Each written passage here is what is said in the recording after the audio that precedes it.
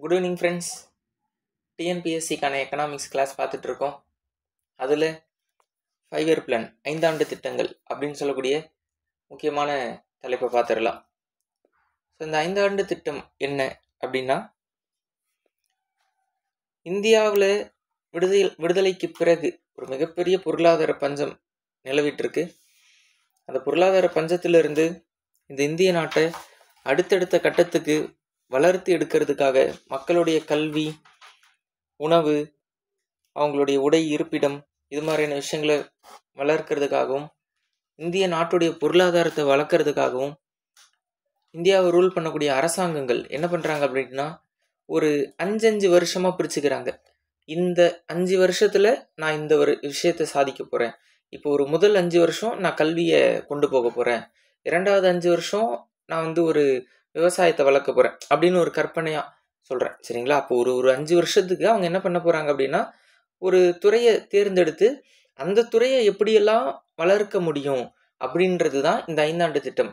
அப்படி ஒவ்வொரு துறைகளாக வளர்க்கும் பொழுது இந்தியாவோட பொருளாதாரமும் ஆட்டோமேட்டிக்காக என்ன ஆகும், வளரப்போகுது. அப்போ அந்த 5 ஆண்டு திட்டத்தை பற்றி தான் பார்க்க போகிறோம், சரிங்களா? அப்போ அந்த 5 ஆண்டு திட்டத்தை பார்க்கறதுக்கு முன்னாடி அதுக்குன்னு சில முன் வரலாறுகள் இருக்குது. 5 ஆண்டு திட்டம் வர்றதுக்கு சில காரணங்கள் இருக்குது. அதை நம்ம பார்த்துருவோம். அதை பார்த்துட்டு நம்ம என்ன பண்ணலாம், எக்ஸாக்டாக 5 ஆண்டு திட்டத்துக்குள்ளே போகலாம், சரிங்களா? நம்ம ஆல்ரெடி பார்த்தோம் போன கிளாஸில். 1929 அமெரிக்காவில் என்ன ஆச்சு அப்படின்னு. 1929 அமெரிக்காவில் கிரேட் டிப்ரெஷன் அப்படின்னு சொல்லக்கூடிய ஒரு பெரிய பஞ்சம் ஏற்பட்டுச்சு. அமெரிக்காவில் கிரேட் டிப்ரெஷன் அப்படின்னு சொல்லக்கூடிய ஒரு பெரும் பஞ்சம், பெரிய அளவுக்கு என்ன ஆகுது, பஞ்சம் ஏற்படுது. ஸோ மிகப்பெரிய பொருளாதார அடி அமெரிக்காவுக்கு. இப்போ இந்தியாவில் உள்ள நபர்கள் என்ன முடிவுக்கு வராங்க அப்படின்னா, இது மாதிரியான பொருளாதார பஞ்சம் இந்தியாவுக்கு வந்துச்சுன்னா என்ன பண்ணுறது? ஆல்ரெடி நம்ம வறுமையில் தான் இருக்கும். அப்போது இன்னும் அது ரொம்ப மோசமாக இந்தியாவுக்கு அந்த பொருளாதார பஞ்சம் ஏற்பட்டுச்சுன்னா நம்மளால் என்ன பண்ணிட முடியும், என்ன பண்ண முடியுன்ற ஒரு கேள்வி வருது. அது போக நம்மளை ரூல் பண்ணிட்டு இருக்கிறது பிரிட்டிஷ். அப்போ அந்த பிரிட்டிஷ்கிட்ட இந்தியாவை சேர்ந்த சில நபர்கள் ஒரு சில கோரிக்கைகள் வைக்கிறாங்க. இந்தந்த விஷயத்தெல்லாம் நீங்கள் இந்தியாவுக்குள்ளே நடைமுறை செய்யுங்க, இதெல்லாம் செஞ்சிங்கன்னா இந்தியாவோட பொருளாதாரம் வளரும் அப்படின்னு ஒரு சில கோரிக்கைகள் வைக்கிறாங்க. அப்படி யார் யார் என்னென்ன மாதிரியான கோரிக்கைகள் வச்சாங்க, அந்த கோரிக்கைகள் எல்லாம் எந்த புள்ளியில் இங்கே நடைமுறை ஆகுது அப்படின்றது தான் இதோடைய முன்கதை. அப்போது முதல்ல கோரிக்கை வைத்த நபர் யார் அப்படின்னா, ஸோ ஃபஸ்ட்டு கோரிக்கை அப்படின்னா விஸ்வேஸ்வராயா திட்டம் அப்படின்னு சொல்லுவாங்க.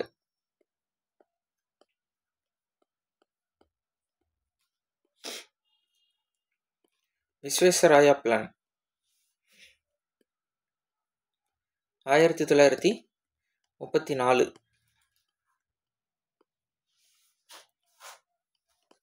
விஸ்வேஸ்வராயா திட்டம். ஸோ விஸ்வேஸ்வராயா அப்படின்னு சொல்லக்கூடிய இந்த நபர் யார் அப்படின்னா, இவர் கர்நாடகாவை சேர்ந்தவர். இந்த விஸ்வேஸ்வராயா அப்படின்னு சொல்லக்கூடிய இந்த நபர் யார் அப்படின்னா, அவர் கர்நாடக மாநிலத்தை சேர்ந்தவர்.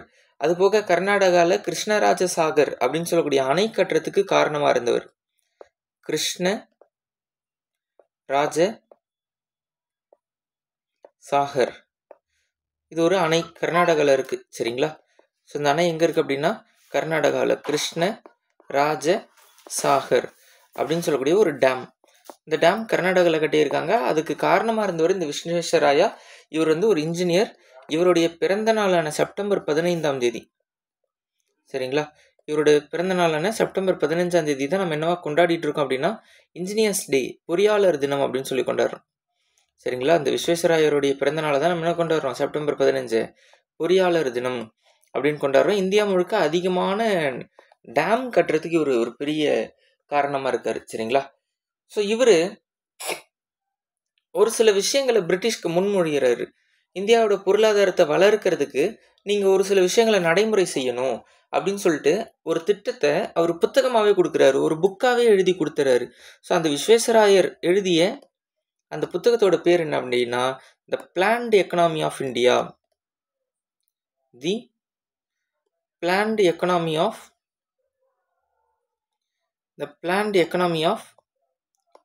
இந்தியா, சரிங்களா? இந்தியாவின் பொருளாதார திட்டம் அப்படின்னு சொல்லக்கூடிய ஒரு புத்தகத்தை எழுதிடுறாரு. இந்தியாவின் பொருளாதார திட்டம்.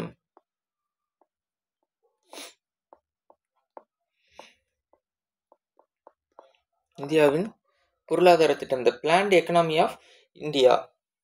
சரிங்களா? இந்த புத்தகம் எதுக்கு முக்கியத்துவம் கொடுக்க சொல்லுது அப்படின்னா, இந்தியாவில் தொழிற்சாலைகளுக்கு முக்கியத்துவம் கொடுங்க அப்படின்னு சொல்லுது. நீங்கள் இந்தியாவில் எதை வளர்க்கணும்? இண்டஸ்ட்ரீஸ் அதிகமாக வளர்த்து விடுங்க, தொழிற்சாலைகளை பெருக்குங்க அப்படின்னு சொல்லக்கூடியது தான் இவருடைய மிகப்பெரிய திட்டமாக ஒரு புத்தகமாக எழுதி கொடுத்துருக்காரு. அது மட்டும் இல்லாமல் ஒரு 10 ஆண்டு திட்டத்தை அவர் கொடுக்குறாரு. இந்த புத்தகத்தில் அவர் வேற என்ன சொல்கிறாரு? 10 இயர் பிளான் அப்படின்னு சொல்லி ஒன்று கொடுக்குறாரு பிரிட்டிஷ்க்கு. 10 இயர் பிளான், 10 ஆண்டு திட்டம் அப்படின்னு சொல்லுவாங்க. அதில் அவர் ஒரு முக்கியமான வார்த்தை சொல்கிறாரு, டெமோக்ராட்டிக் கேபிட்டலிசம். இந்த விஸ்வேஸ்வராயோட முக்கியமான வார்த்தை என்ன அப்படின்னா, டெமோக்ராட்டிக் கேபிட்டலிசம். சரிங்களா? ஜனநாயக முதலாளித்துவம். ஜனநாயக முதலாளித்துவம். சரிங்களா? இப்போ முதலாளித்துவம் அப்படின்னா என்ன? யாரோ ஒரு முதலாளி இருப்பார், அவருக்கு கீழே எல்லாருமே வேலை செய்யறதுக்கான வாய்ப்பு ஏற்படும். அப்போ முதலாளிகள் கம்மியாக இருப்பாங்க. இந்த இடத்துல ஒரு ஜனநாயக முதலாளித்துவம்னு என்ன சொல்றாரு அப்படின்னா, முதலாளிகளோட எண்ணிக்கையை கூட்டுங்க, அதாவது பிஸ்னஸ் தொடங்குறதுக்கு அதிகமான வாய்ப்பை ஏற்படுத்தி கொடுங்க, எல்லாருக்கும் அந்த சான்ஸ் ஏற்படுத்தி கொடுங்க அப்படின்னு சொல்றாங்க. அது ஜனநாயக முதலாளித்துவம். ஸோ இந்த வார்த்தை அவர் அமெரிக்காவிலிருந்து எடுக்கிறாரு. இந்த ஜனநாயக முதலாளித்துவம் அமெரிக்காவில் இருக்கு, அதை ஒரு அறிமுகம் செய்யணும் இந்தியாவில் அப்படின்னு பிரிட்டிஷ்ட கோரிக்கை வைக்கிறாரு. சரிங்களா? அது போக வேற என்ன சொல்றாரு அப்படின்னா, லேபர் ஷிஃப்ட், அதாவது தொழிற்சாலைகளை இடம் மாற்ற சொல்றாரு. லேபர் ஷிஃப்டிங் அப்படின்னு சொல்லி புரிஞ்சுக்கலாம். லேபர் ஷிஃப்டிங், தொழிற்சாலைகளை இடம் மாற்ற சொல்றாரு. இடம் மாத்துறாருன்னா வேலையை மாற்ற சொல்றாரு. எந்த வேலையிலிருந்து? அந்த தொழிலாளிகள் இருக்காங்கல்ல, லேபர் ஷிஃப்டிங், லேபர்னு தொழிலாளிகள், அந்த லேபர்ஸை விவசாயத்திலிருந்து தொழிற்சாலைக்கு போக சொல்றாரு. அவர் என்ன சொல்றாரு? விவசாயத்திலிருந்து மக்கள் என்ன சொல்றாரு? இண்டஸ்ட்ரியை நோக்கி நகருங்க, நீங்க தொழிற்சாலை வேலைக்கு போங்க அப்படின்னு சொல்றாரு. அப்போ இந்த விஸ்வேஸ்வராயோட திட்டம் என்பது விவசாயத்திலிருந்து மக்களை விலக்கி தொழிற்சாலையை நோக்கி போக வைக்குது. சரிங்களா? அப்ப இது என்ன நடக்குது? இந்த விஸ்வேஸ்வராயோட திட்டத்தின் அடிப்படையில் தான் ஒன்று உருவாக்கப்படுது. FICCIன்னு சொல்லுவாங்க. FICCI, அதாவது ஃபெடரேஷன் ஆஃப்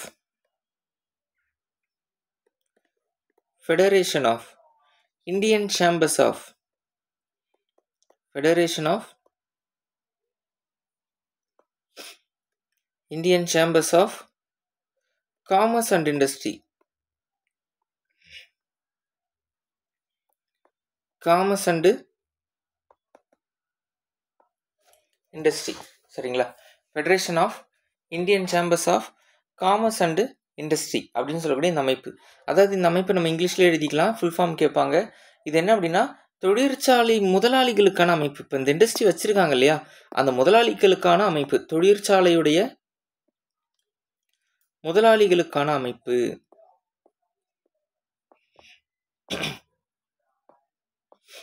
தொழிற்சாலை முதலாளிகளுக்கான அமைப்பு தான் இந்த FICCI அப்படின்னு சொல்லக்கூடியது. சரிங்களா?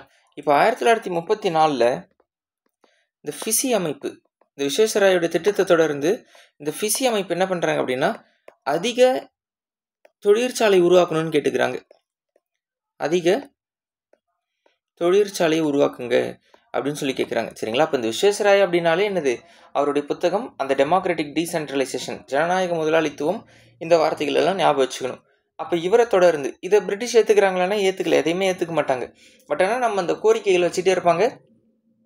இந்த கோரிக்கைகள் எல்லாம் விடுதலைக்கு பின்னாடி வரக்கூடிய அரசாங்கம் ஒவ்வொன்றா நடைமுறைப்படுத்துவாங்க. அப்போ ரெண்டாவது பார்த்தீங்கன்னா, நேஷனல் பிளானிங் கமிட்டி.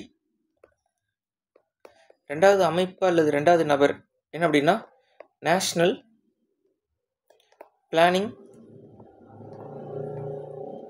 கமிட்டி, அதாவது தேசிய திட்டக்குழு. 1938 உருவாக்கியிருப்பாங்க. தேசிய திட்டக்குழு 1938 உருவாக்கியிருப்பாங்க. இது உருவாக்கக்கூடியது யாருன்னா காங்கிரஸ். இந்த அமைப்பை உருவாக்கக்கூடிய நபர்கள் யார் அப்படின்னா காங்கிரஸ் கட்சிக்காரங்க உருவாக்கியிருப்பாங்க. இந்த அமைப்புடைய தலைவர், சரிங்களா, இந்த அமைப்புடைய தலைவராக நேரு இருப்பார். கூட செயலாளராக யார் இருப்பார்னா சுபாஷ் சந்திர போஸ் இருப்பார். நேருவும் சுபாஷ் சந்திர போஸும் இதில் இருப்பாங்க. இவங்க 2 பேருமே பார்த்தீங்கன்னா சமதர்மவாதிகள், சோசியலிஸ்ட். 2 பேருமே சமதர்மவாதிகள், சோசியலிஸ்ட். ரைட்டா? அப்போது இவங்க என்ன சொல்கிறாங்க அப்படின்னா, ப்ரொவைடட் வெல்ஃபேர் ஃபார் பீப்புள். சரிங்களா? ப்ரொவைட், இந்த அமைப்பு என்ன சொல்லுதுன்னா, ப்ரொவைட் வெல்ஃபேர் ஃபார் பீப்புள். நீங்கள் இண்டஸ்ட்ரியை நோக்கி போங்க அப்படின்னு விஸ்வேஸ்வராயா சொன்னார். இவங்க என்ன சொல்கிறாங்கன்னா, மக்கள் நலன் சார்ந்து வேலை செய்யுங்கன்னு சொல்கிறாங்க. மக்கள் நலன், அது கூட என்ன பண்ணிக்கோங்க, இண்டஸ்ட்ரியை வச்சுக்கோங்க. விஸ்வேஸ்வராயா பெரும்பான்மையாக பிரதானமாக இண்டஸ்ட்ரீஸை மட்டுமே பேசினார். இவங்க என்ன சொல்கிறாங்க, மக்கள் நலனை வச்சுக்கிட்டு அது கூட என்ன பண்ணுங்க, இண்டஸ்ட்ரி பற்றி பேசுங்க அப்படின்னு சொல்கிறாங்க. சரிங்களா? பட் இதுலேயுமே பெருசாக எந்த ஒரு மாற்றமும் ஏற்படாது. ஏன்னா 1939 என்ன ஆகும், செகண்ட் வேர்ல்டு வார் வந்துடும். 1939 2ஆம் உலக போர் வந்துருமா? அப்போ அதே நேரத்தில் என்ன பண்ணுறாங்க, காங்கிரஸ் ஒட்டுமொத்தமாக பதவியை ராஜினாமா பண்ணுறாங்களா? காங்கிரஸ் என்ன பண்ணுறாங்க, பதவியை ராஜினாமா பண்ணிடுறாங்க. அப்போ அதுலேயும் பெரிய தாக்கமோ மாற்றமோ ஏற்படாது. அதுக்கப்புறம் 3ஆவதாக பார்த்தீங்கன்னா 1944 பாம்பே பிளான் அப்படின்னு சொல்லுவாங்க, பம்பாய் திட்டம். பாம்பே பிளான்,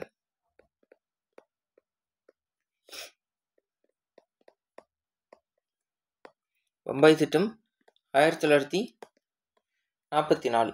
சரிங்களா? பட் இதை உருவாக்குனது எப்படின்னா 1940 உருவாக்கியிருப்பாங்க.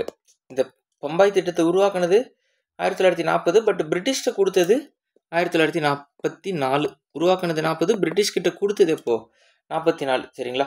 ஸோ இது என்னென்னா, இந்தியாவில் உள்ள முக்கியமான நிறுவனங்கள், முக்கியமான தொழிற்சாலைகள், அதனுடைய முதலாளிகள் எல்லாம் ஒன்று சேர்ந்து, தொழில் அதிபர்கள் எல்லாரும் ஒன்று சேர்ந்து உருவாக்குனது. யார் யாரெல்லாம் அந்த தொழில் அதிபர்கள் அப்படின்னா, JRD டாட்டா, டாடா நிறுவனத்துடைய தலைவர் அப்போ இருந்தவர் JRD tata, GD Birla.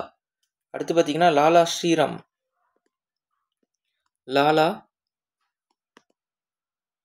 Sriram. அடுத்து ஜான் மேத்தாய்.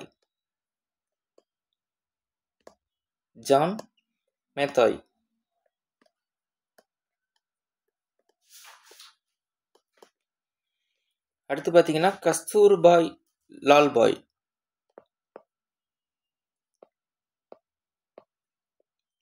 ஜஸ்ட் இந்த பேர்லாம் ஞாபகம் வச்சுக்கோங்க, பெருசாக மனப்பாடம் பண்ணலைன்னா கூட ஜஸ்ட் ஒரு கிளான்ஸ் ஞாபகம் வச்சுக்கோங்க. அடுத்தது ஷ்ரோஃப்னு சொல்லக்கூடிய நபர், ஷ்ரோஃப். அடுத்தது தக்கூர்தாஸ்.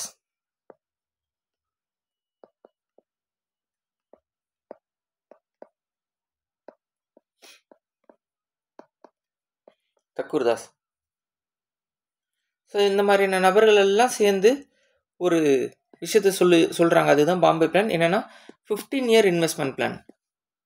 15-year investment plan. ஒரு 15 வருஷம் நம்ம என்ன பண்ணலாம், தொழிற்சாலையில் முதலீடு பண்ணலாம். 15 ஆண்டு முதலீடு திட்டம் இவங்களோட. இது என்ன அப்படின்னா 15 ஆண்டு முதலீடு திட்டம். ஒரு 15 வருஷத்துக்கு நம்ம என்ன பண்ணலாம் அப்படின்னு சொன்னால், தொழிற்சாலைகளை நம்ம இன்வெஸ்ட் பண்ணலாம் அப்படின்றது அவங்களுடைய பிளானாக இருக்குது. சரிங்களா? ஸோ இதை பார்க்குறோம். அடுத்து 4வது காந்தியன் பிளான்.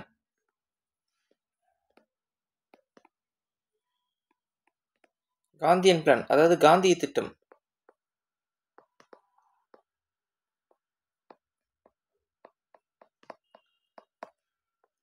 ஆயிரத்தி 1944 இதுவும். சரிங்களா? ஸோ இந்த திட்டத்தை கொடுக்குறவர் யார் அப்படின்னா ஸ்ரீமன் நாராயணன் அகர்வால்.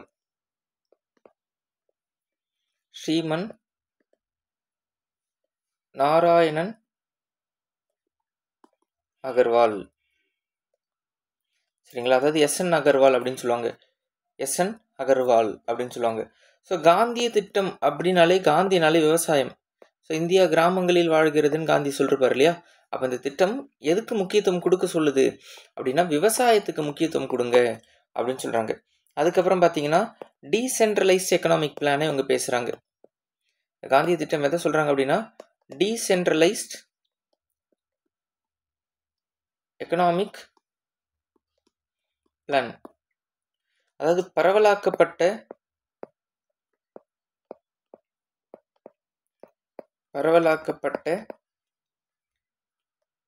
பொருளாதார பகிர்வு திட்டம்.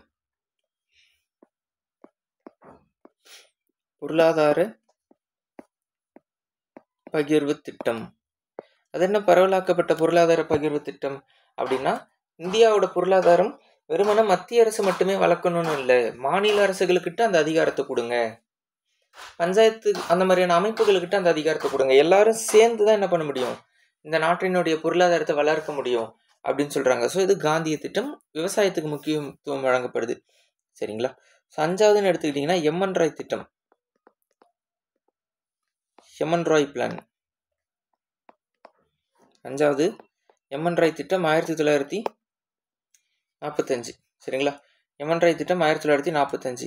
இதுக்கு இன்னொரு பேர் என்ன அப்படின்னா பீப்புள் பிளான், அதாவது மக்கள் திட்டம்.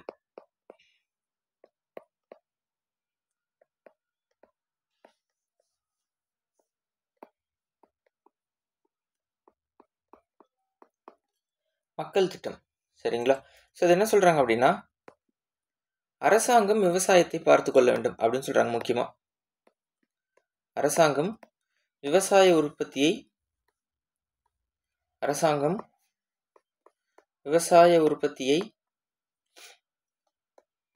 பார்த்து கொள்ள வேண்டும்.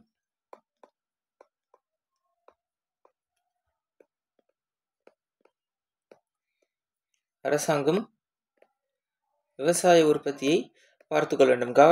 Government should take over agriculture production அப்படின்னு சொல்றாங்க. அரசாங்கம் விவசாயத்தை அதிகப்படுத்தணும், விவசாயத்தை உற்பத்தி அதிகப்படுத்தணும் அப்படின்னு சொல்லக்கூடியது எம்என் ராய் திட்டம். சரிங்களா? அடுத்து பார்த்தீங்கன்னா மெக்கனைசேஷன் ஆஃப்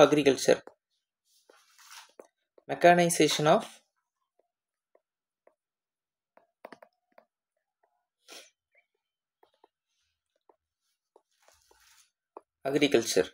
அதாவது விவசாயத்தை இயந்திரமயமாக்குதல், நிறைய மிஷின்ஸ் இன்ட்ரோடியூஸ் பண்ணணும், விவசாயத்தில் இயந்திரமயம்,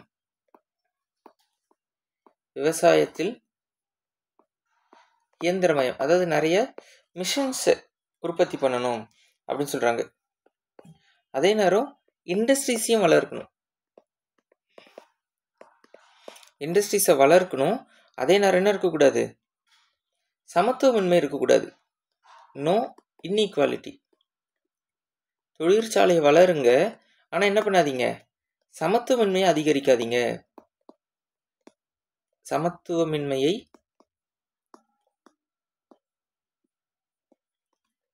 குறைக்க வேண்டும்.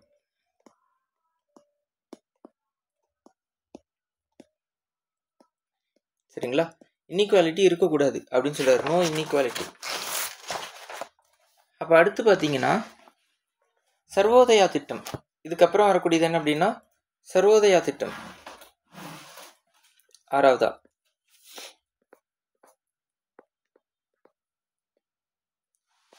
சர்வோதயா பிளான்.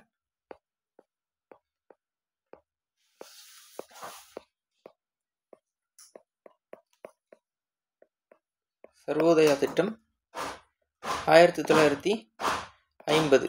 சரிங்களா? சர்வோதயா திட்டம் 1950. ஸோ இது என்ன அப்படின்னா சுதந்திரத்துக்கு பிறகு போடப்பட்ட, ஆஃப்டர் இண்டிபெண்டன்ஸ். சரியா? சுதந்திரத்திற்கு பிறகு உருவாக்கப்பட்ட முதல் திட்டம் எது அப்படின்னா இந்த சர்வோதயா திட்டம் தான். இது உருவாக்கக்கூடிய நபர் யாருன்னா காங்கிரஸ் கட்சியை சேர்ந்த ஜெயப்பிரகாஷ் நாராயணன். இது உருவாக்கக்கூடிய நபர் யார் அப்படின்னா காங்கிரஸ் கட்சியை சார்ந்த ஜெயப்பிரகாஷ் நாராயணன். சரிங்களா? இவர் காங்கிரஸாவே இருந்தாலும் இவர் ஒரு சோசியலிஸ்ட், சமதர்மவாதி. இவர் காங்கிரஸ் கட்சியா இருந்தாலுமே கூட இவர் ஒரு சமதர்மவாதி. இவர் எதுக்கு முக்கியத்துவம் கொடுக்க சொல்றாரு அப்படின்னா விவசாயத்துக்கு முக்கியத்துவம் கொடுக்க சொல்றாரு, அக்ரிகல்ச்சருக்கு. சரிங்களா? ஸோ இவர் விவசாயத்துக்கு முக்கியத்துவம் கொடுக்க சொல்றாரு. அது போக சரியா cottage and village industries, cottage and village industries. சரிங்களா? Cottage and village industries, that is அந்த குடிசை தொழில், அதுக்கு முக்கியத்துவம் கொடுக்க சொல்றாரு. குடிசை தொழில் மற்றும் கிராமப்புற சார்ந்த தொழிற்சாலைகள். குடிசை தொழில் மற்றும் கிராமப்புறம் சார்ந்த தொழிற்சாலைகள். ஸோ இதுக்கெல்லாம் என்ன பண்ண சொல்கிறாங்க அப்படின்னா முக்கியத்துவம் கொடுக்க சொல்கிறாங்க. ரைட்டா? ஸோ இதெல்லாம் 5 ஆண்டு திட்டத்தோட ஒரு பரிணாமமாக பார்க்கப்படுது. இவங்களோட திட்டங்கள் எல்லாம் ஒன்று ஒன்றா கன்சிடர் பண்ணிக்கிட்டே வருவாங்க கவர்மெண்ட், இந்தியாவை சேர்ந்த நபர்கள். பிரிட்டிஷ் கிடையாது. ஏன்னா பிரிட்டிஷ் அதுக்குள்ளே விடுதலை கொடுத்துட்டு வெளியில் போயிடுவாங்க. சரிங்களா? அப்போது இதெல்லாம் தாண்டி என்ன நடக்குது அப்படின்னு சொல்லி பார்த்தா 1950 மார்ச் 15ஆம் தேதி சரிங்களா?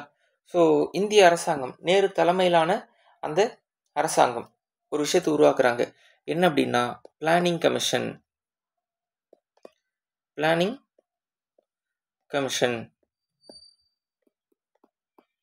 தட் இஸ் திட்டக்குழு அப்படின்னு சொல்லிட்டு ஒன்று உருவாக்குறாங்க. திட்டக்குழு 1950 மார்ச் 15 திட்டக்குழு அப்படின்னு சொல்லக்கூடியது உருவாக்குறாங்க. உருவாக்கக்கூடியது யார்? இந்த திட்டக்குழுவோட தலைவரை யாரை சொல்கிறாங்க அப்படின்னா பிரைம் மினிஸ்டராக இப்போ யார் இருக்காங்களோ அவங்க தான் தலைவர். இந்த பிளானிங் கமிஷனோட தலைவர் யார் அப்படின்னா யார் அந்த வருஷத்துக்கு பிரைம் மினிஸ்டராக இருக்காங்களோ அவங்க தான் தலைவர். That is chairman. அப்போ சேர்மன் அந்த டைமுக்கு யார்? ஜவஹர்லால் நேரு. அவர் தான் பிரதமராக இருந்தார். அப்போ அவர் தான் தலைவர். சரிங்களா?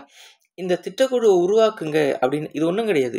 5 ஆண்டு திட்டத்தை நடைமுறை செய்யும் ஒரு இம்ப்ளிமெண்டிங் பாடி, நடைமுறை செய்யக்கூடிய அமைப்பு.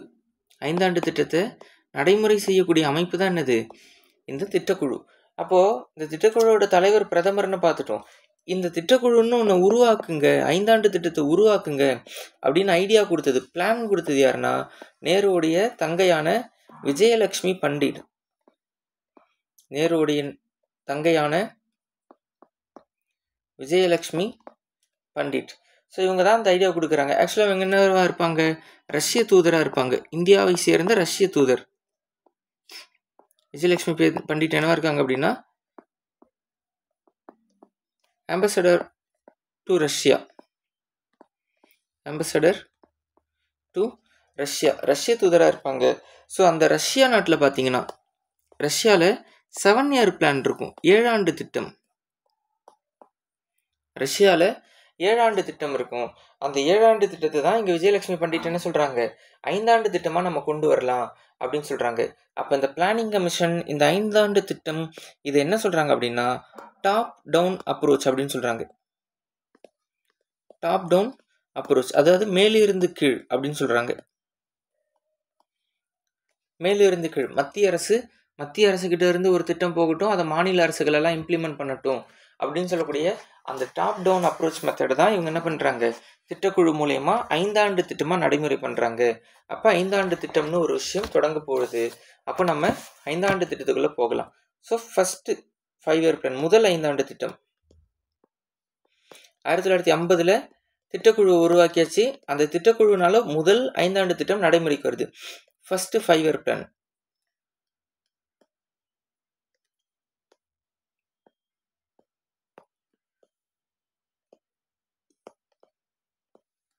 முதல் 5 ஆண்டு திட்டம், ஃபஸ்ட்டு 5 இயர் பிளான், முதல் 5 ஆண்டு திட்டம். ஸோ இந்த முதல் 5 வருஷம் அது 1951 1956. இதுதான் அந்த முதல் 5 ஆண்டு திட்டம், 51 to 56. சரிங்களா? ஸோ இந்த முதல் 5 ஆண்டு திட்டத்தில் அவங்க எதை குறி வைக்கிறாங்க, எதை வளர்க்கணும்னு நினைக்கிறாங்க அப்படின்னா விவசாயத்துக்கு தான் அவங்க என்ன பண்ணுறாங்க, முக்கியத்துவம் கொடுக்குறாங்க. ஃபஸ்ட்டு அக்ரிகல்ச்சர், ஏன்னா பஞ்சம் இருக்குது. ஸோ பஞ்சம், வறுமை, இது ரெண்டுமே இருக்குது இந்தியாவில். பிரிட்டிஷ் வெளியில் போனாலுமே கூட famine and poverty, famine and poverty. சரிங்களா? Famine and poverty. ஸோ இதுக்கான பிளானை கொடுத்தது யார்? இந்த 5 ஆண்டு திட்டத்துக்கு பிளான் கொடுத்தவரோட பேர் என்ன அப்படின்னா ஹரோத் தோமர் அப்படின்னு சொல்லுவாங்க. ஹரோத் டோமர் பிளான் அப்படின்னு சொல்லுவாங்க. ஹரோத் தோமர். ஸோ 2 நபர்கள், ஹரோத் மற்றும் தோமர். அதான் ஹரோத் தோமர் மாதிரி.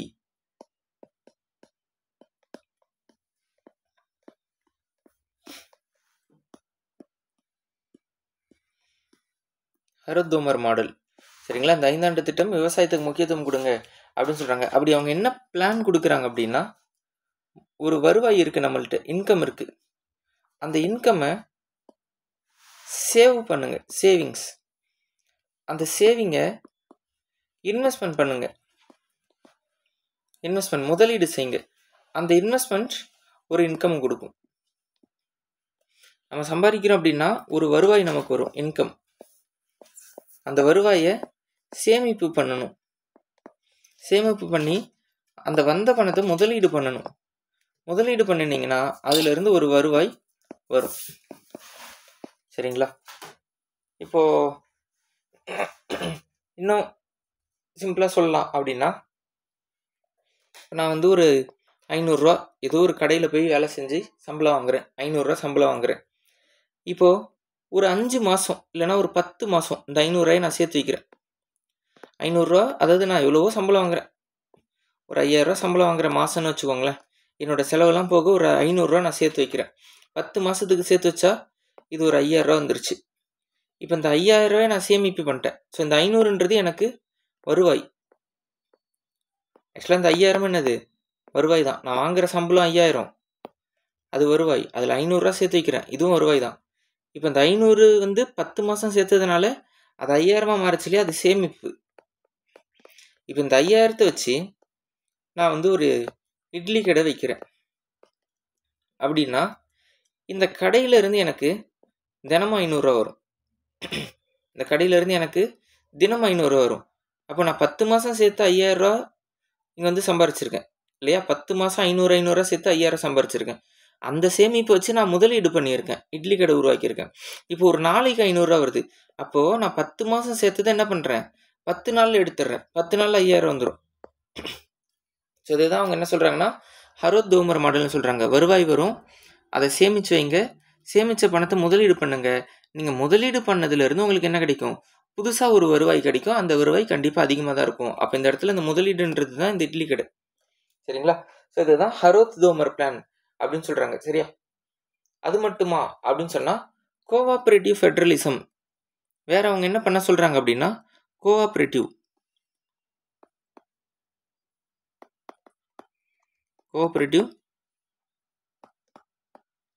ஃபெடரலிசம், தட் இஸ் கூட்டுறவு கூட்டாட்சி அப்படின்னு சொல்லக்கூடியதெல்லாம் உருவாக்க சொல்கிறாங்க. இந்த கூட்டுறவு சங்கம்லாம் இருக்கு இல்லையா? அந்த மாதிரி கூட்டுறவு கூட்டாட்சி முறையை கொண்டு வாங்க அப்படின்னு சொல்லக்கூடியதும் ஹரோத் தோமர் பிளான் தான். சரிங்களா? அடுத்தது மாநிலத்துடைய பங்களிப்பு இருக்கணும். இதில் மாநில அரசாங்கத்துடைய பங்களிப்பு, அவங்கள என்ன பண்ணும்? சேவ் பண்ண, இன்வெஸ்ட் பண்ணும். மாநில அரசினுடைய பங்களிப்பு, பார்ட்டிசிபேஷன் ஆஃப் ஸ்டேட் கவர்மெண்ட், இந்த ஹரோத் தோமர் பிளான்னு சொல்லக்கூடியது இதுதான். ஸோ இந்த 1951 1956 இந்த முதல் 5 ஆண்டு திட்டத்தில் உருவாக்கப்பட்ட முக்கியமானது என்னென்ன அப்படின்னா, டேட்டாஸாக நம்ம எடுத்துக்கிட்டோம் அப்படின்னா, 1951 ஐஐடி கராக்பூர் உருவாக்குவாங்க.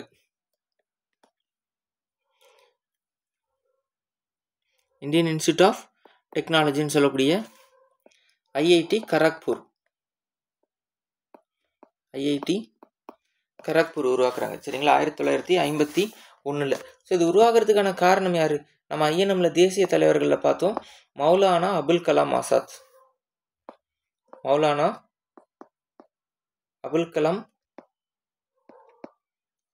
சரிங்களா? மௌலானா அபுல் கலாம் ஆசாத். ஸோ இவர் தான் என்ன சொல்கிறாங்க? ஃபாதர் ஆஃப் ஐஐடின்னு சொல்லுவாங்க. Father of IIT. இது மட்டுமா அப்படின்னா, இந்த 5 ஆண்டு திட்டத்துக்கு நடுவில் 1954 என்ன பண்ணுறாங்க? பஞ்சசீல கொள்கை உருவாக்குறாங்க. தட் இஸ் பஞ்சசீல ஒப்பந்தம், பஞ்சசீல் அக்ரிமெண்ட். சைனாவுக்கும் இந்தியாவுக்கும் பஞ்சசீல கொள்கைன்னு சொல்லுவாங்க. பஞ்சசீல கொள்கை. ஸோ என்னது? ஜவஹர்லால் நேரு, அதாவது இந்தியா அனைத்து பிரதமர், மற்றும் சைனாவுக்குமான ஒரு 5 ஒப்பந்தம். இந்தியாவுடைய விஷயத்துக்குள்ளே சைனா தலையிடக்கூடாது, சைனாவோட விஷயத்துக்குள்ளே இந்தியா தலையிட மாட்டோம் அப்படின்றதான் அந்த 5 விஷயத்துலையும் சுற்றி பேசியிருப்பாங்க. சரிங்களா? அது போக 1951 to 52 இதில் தான் முதல் தேர்தல் நடக்கும், பொது தேர்தல், மக்கள் எல்லாம் ஓட்டு போடுறது, இந்திய விடுதலைக்கு பிறகு இந்த டைமில். சரிங்களா? இந்த தேர்தல் மூலயமா தான் பிரதமராக யார் வருவா? Jawaharlal Nehru first prime minister of India. President யார் வருவா? ராஜேந்திர பிரசாத். முதல் குடியரசுத் தலைவர் ராஜேந்திர பிரசாத். சரிங்களா? இப்போ இவங்களுடைய இந்த திட்டம், இந்த அக்ரிகல்ச்சரை வளர்க்கணும் அப்படின்ற இந்த திட்டம், ஹரோத் தோமருடைய திட்டம், இதோடைய சாதனை என்ன, எத்தனை பர்சன்டேஜ் இவங்க அச்சீவ் பண்ணியிருக்காங்கன்னு கேட்பாங்க. அச்சீவ்மெண்ட், 5 ஆண்டு திட்டத்தில் இந்த அச்சீவ்மெண்ட் ரொம்ப முக்கியம். எத்தனை பர்சன்டேஜ் இவங்க அச்சீவ்மெண்ட் பண்ணாங்க அப்படின்னா 3.6% இவங்க சாதிச்சிருக்காங்க. அதாவது அந்த வளர்ச்சி விகிதம், அச்சீவ்மெண்ட் growth ரேட் அப்படின்னா 3.6% இவங்க அச்சீவ் பண்ணியிருக்காங்க அப்படின்னு சொல்லி பார்க்குறோம். இதுதான் முதல் 5 ஆண்டு திட்டம். சரிங்களா? ஸோ திட்டத்தோட காலம், அந்த திட்டத்தோட சாராம்சம், திட்டத்துக்கு யார் ஐடியா கொடுத்தவங்க, எவ்வளோ அச்சீவ் பண்ணாங்க, என்ன சொல்லியிருக்காங்க திட்டத்தில், இந்த 5 பாயிண்ட் தான் பார்க்க போகிறோம். கூட ஏதாவது எக்ஸ்ட்ரா டேட்டாஸ் இருந்துச்சுன்னா, ஃபேக்சுவல்ஸ் இருந்துச்சுன்னா அதையும் சேர்த்து பார்த்துடுறோம். சரிங்களா? ஸோ அடுத்தது 2வது 5 ஆண்டு திட்டம்.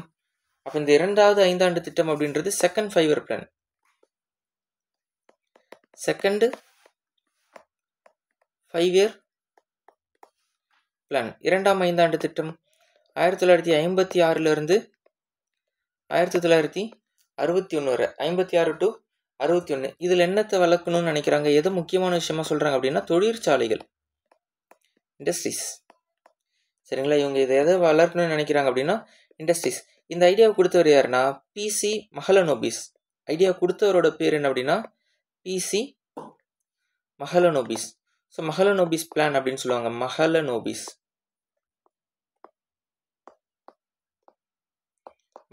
திட்டம்.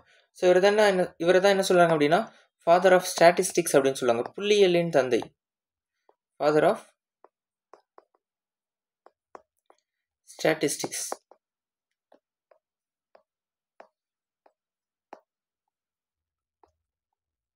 புள்ளியியலின் தந்தை யார் அப்படின்னா இந்த பிசி மஹலனோபிஸ். ஸோ அப்போ இவர் அதிகமான தொழிற்சாலைகளை உருவாக்குங்க அப்படின்னு சொல்கிறாங்க. சரிங்களா? குறிப்பாக இந்த 5 ஆண்டு திட்டத்தில் உருவாக்கவும் பட்டுச்சு. நிறைய தொழிற்சாலைகள் உருவாக்குறாங்க. குறிப்பாக தமிழ்நாட்டில் இந்த 2வது 5 ஆண்டு திட்டத்தில் அதிகமான தொழிற்சாலைகள் உருவாக்கப்பட்டுச்சு. குறிப்பாக தமிழ்நாட்டில் முதலமைச்சர் யார்? காமராஜர். சரிங்களா? தமிழ்நாட்டுடைய முதலமைச்சராக அந்த டைமுக்கு காமராஜர் இருந்திருப்பார். ரைட்டா? 1956 என்எல்சி நிறுவனம்லாம் அப்போ தான் உருவாக்கப்பட்டுச்சு. இந்த டைமில் கூட ஒரு எக்ஸாமில் கேட்டான், என்எல்சி நிறுவனம் எப்போ உருவாக்கப்பட்டது அப்படின்னு சொல்லி.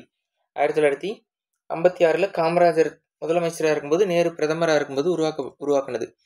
இது மட்டுமா அப்படின்னா 1959 ஐஐடி மெட்ராஸ் உருவாக்குறாங்க. 1959 ஐஐடி மெட்ராஸ் உருவாக்கப்படுது. 1958 டிஆர்டிஓன்னு சொல்லக்கூடிய இந்திய பாதுகாப்புத்துறை உருவாக்கப்படுது. அதாவது டிஃபென்ஸ்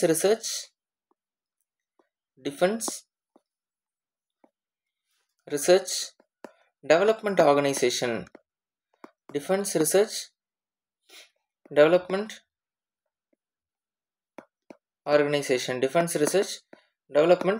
ஆர்கனைசேஷன் அப்படின்னு சொல்லக்கூடியது உருவாக்கப்படுது.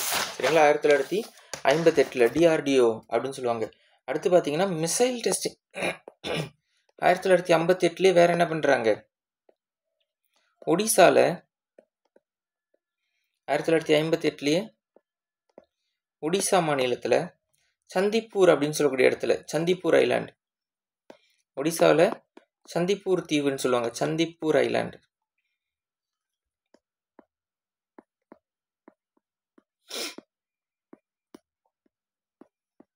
சந்திப்பூர் தீவு. இந்த தீவுக்கு இன்னொரு பேர் என்ன சொல்லுவாங்க அப்படின்னா அப்துல் கலாம் ஐலாண்ட். தீவுக்கு இன்னொரு பேர் என்ன சொல்றாங்க அப்படின்னா அப்துல் கலாம் தீவு.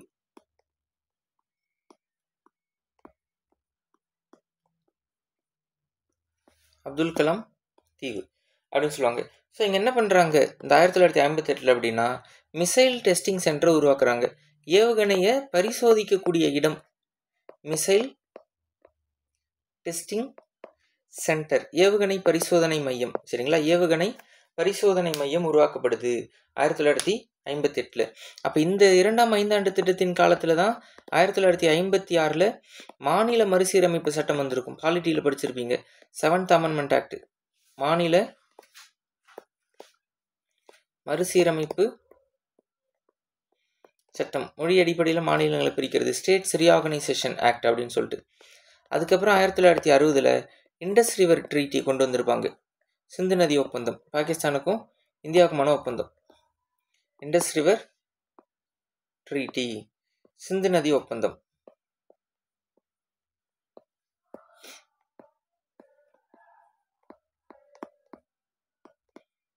சிந்து நதி ஒப்பந்தம் அப்படின்னு சொல்லக்கூடியது 1960 உருவாக்கியிருப்பாங்க. சரிங்களா?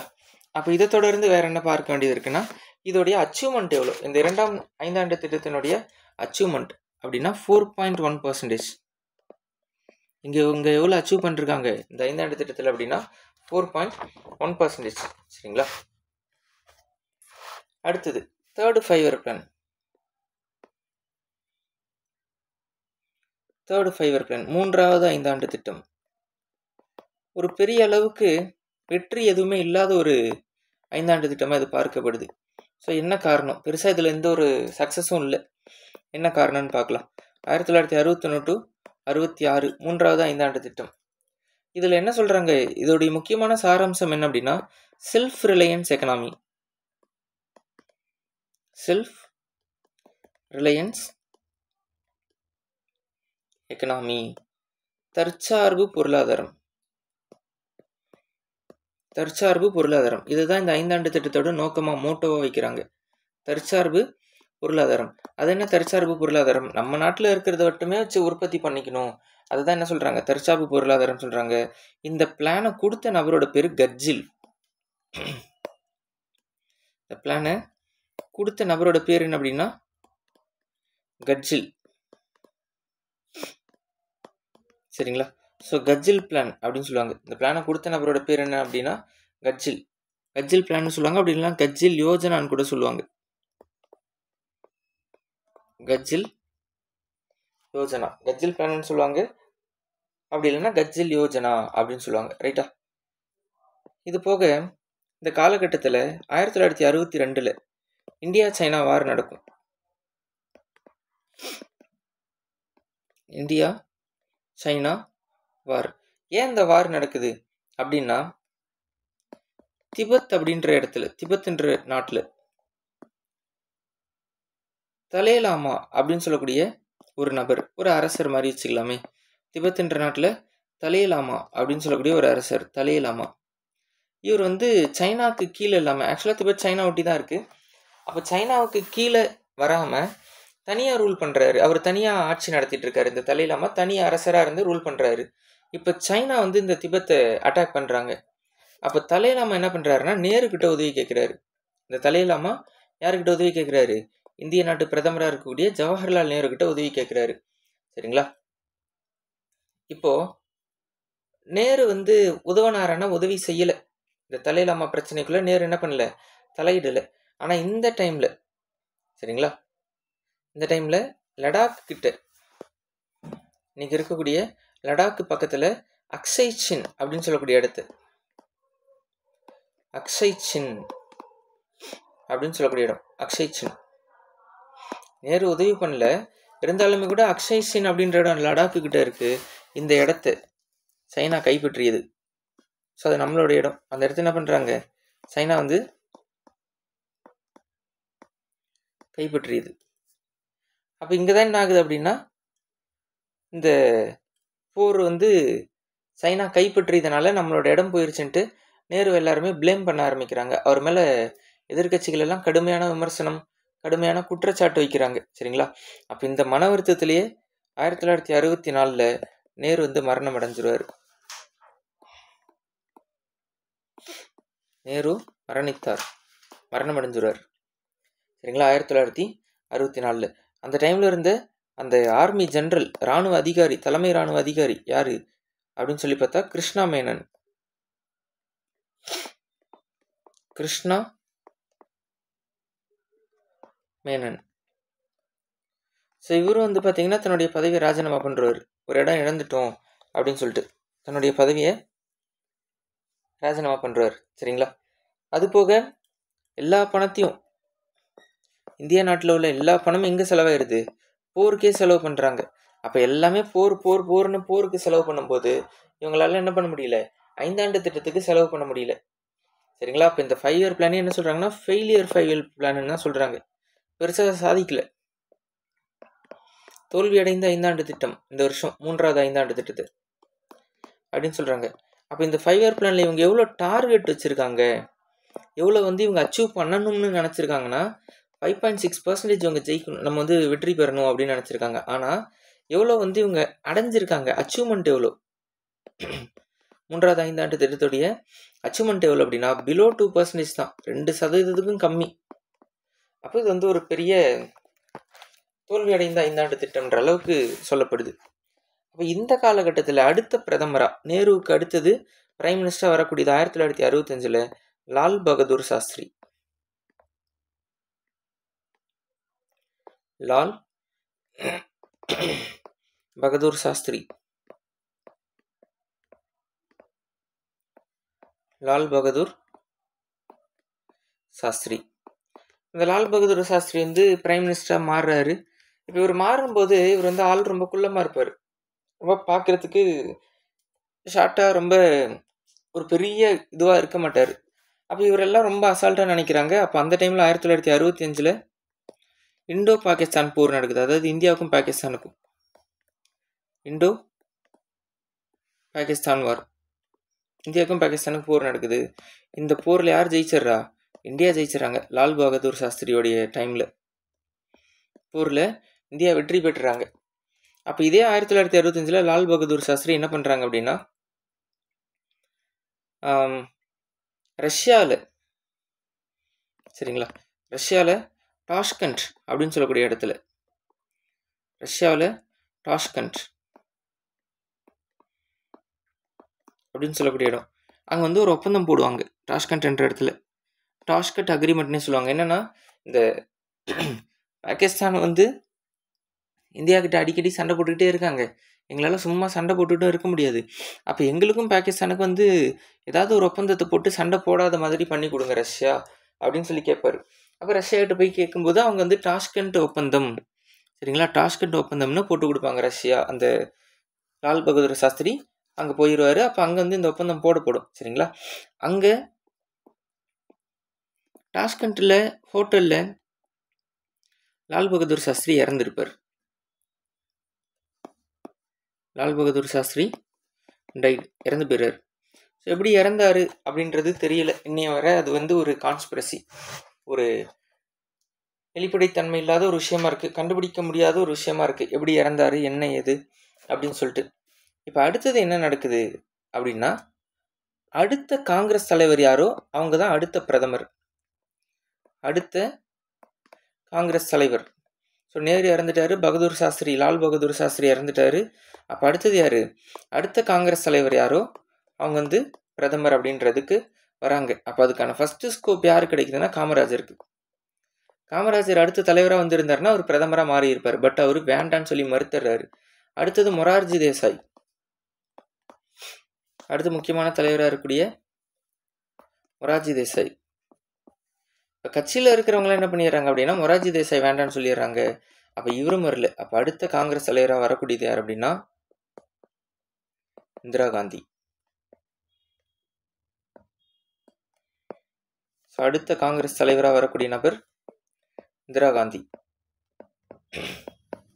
இப்போ இந்த காமராஜரும் மொரார்ஜி தேசாயும் என்ன நினைக்கிறாங்க அப்படின்னா இந்திரா காந்தியை வச்சு இந்தியாவுக்கு தேவையான நல்ல விஷயங்களை நம்ம செஞ்சிடலாம், இந்திரா காந்தியை வச்சு நம்ம எல்லா வேலையும் முடிச்சுக்கலாம் அப்படின்னு நினைக்கிறாங்க. பட் இந்திரா காந்தி அவங்கள யார் சொல்கிறதையுமே கேட்கல. இந்தியா தான் இந்திரா, இந்திரா தான் இந்தியா அப்படின்னு மக்கள் பேசுகிற அளவுக்கு ஒரு சர்வாதிகார ஆட்சியை தான் அவங்க நடத்தியிருந்தாங்க. அப்படி பார்க்குறப்போ என்னென்ன பண்ணியிருக்காங்க அப்படின்னு சொல்லி பார்க்கலாம். அப்போது இந்த 5 ஆண்டு திட்டம் என்னது முழுசாக முடியலை இல்லையா? அப்போ 5 ஆண்டு திட்டம் நடத்துறதுக்கு முதல்ல என்ன வேணும்? பணம் வேணும்.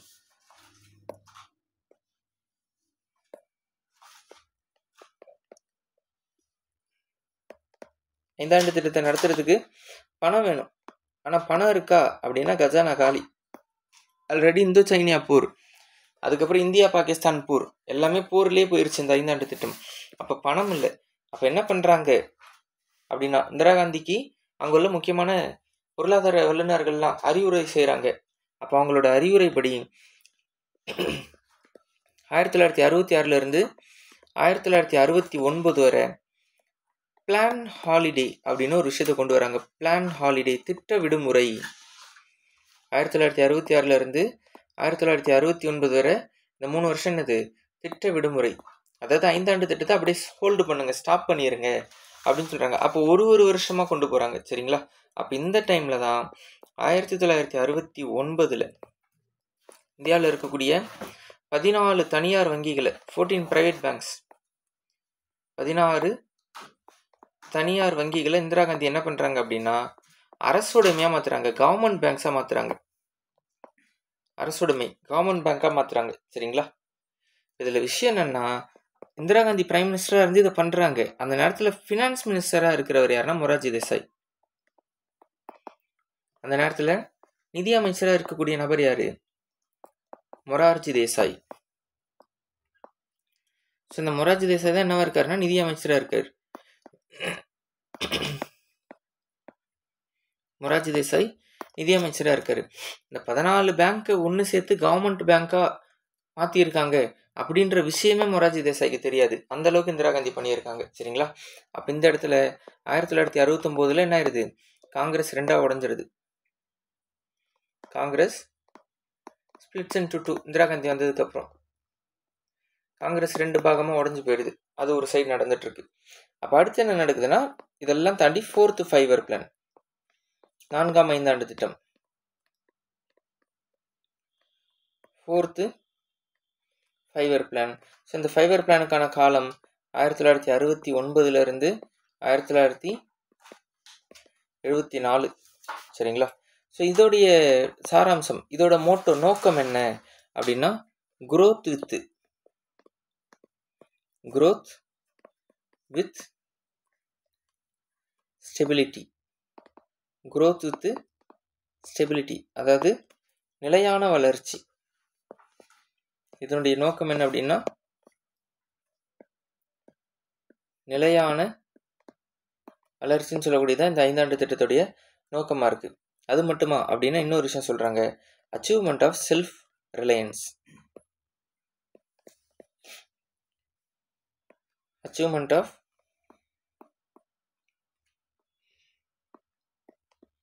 செல்ஃப் ரிலையன்ஸ், தற்சார்பு வளர்ச்சி.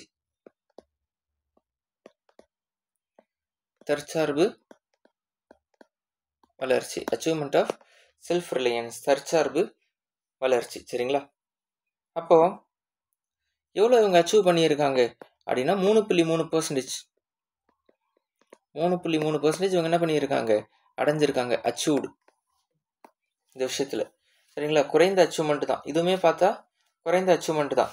காரணம் என்ன அப்படின்னா, 1972 1973 இந்த காலகட்டத்தில் வேலையின்மை அதிகமாக இருக்கும், அன்எம்ப்ளாய்மெண்ட்.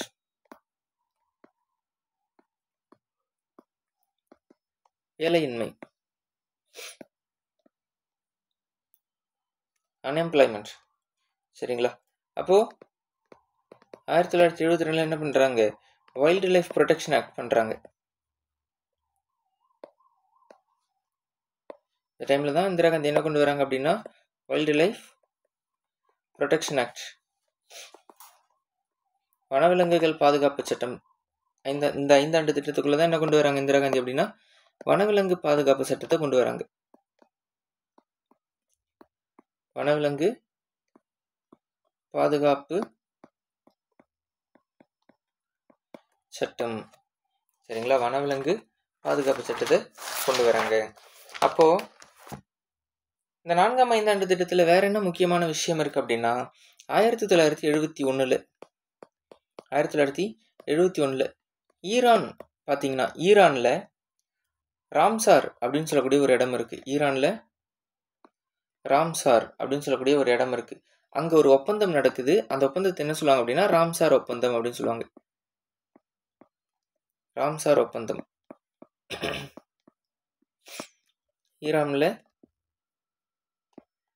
ராம்சார் கன்வென்ஷன் அப்படின்னு சொல்லுவாங்க. ஈரான் நாட்டில் ராம்சார்னு சொல்லக்கூடிய இடத்துல உலகில் உள்ள முக்கியமான நாடுகள் எல்லாம் ஒன்று சேர்ந்து ஒரு ஒப்பந்தம் போடுறாங்க.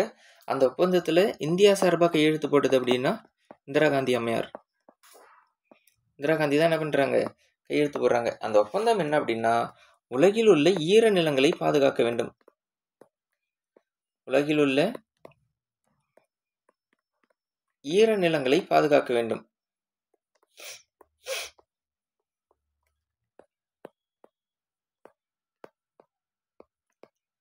உலகில் உள்ள ஈரநிலங்களை பாதுகாக்க வேண்டும்.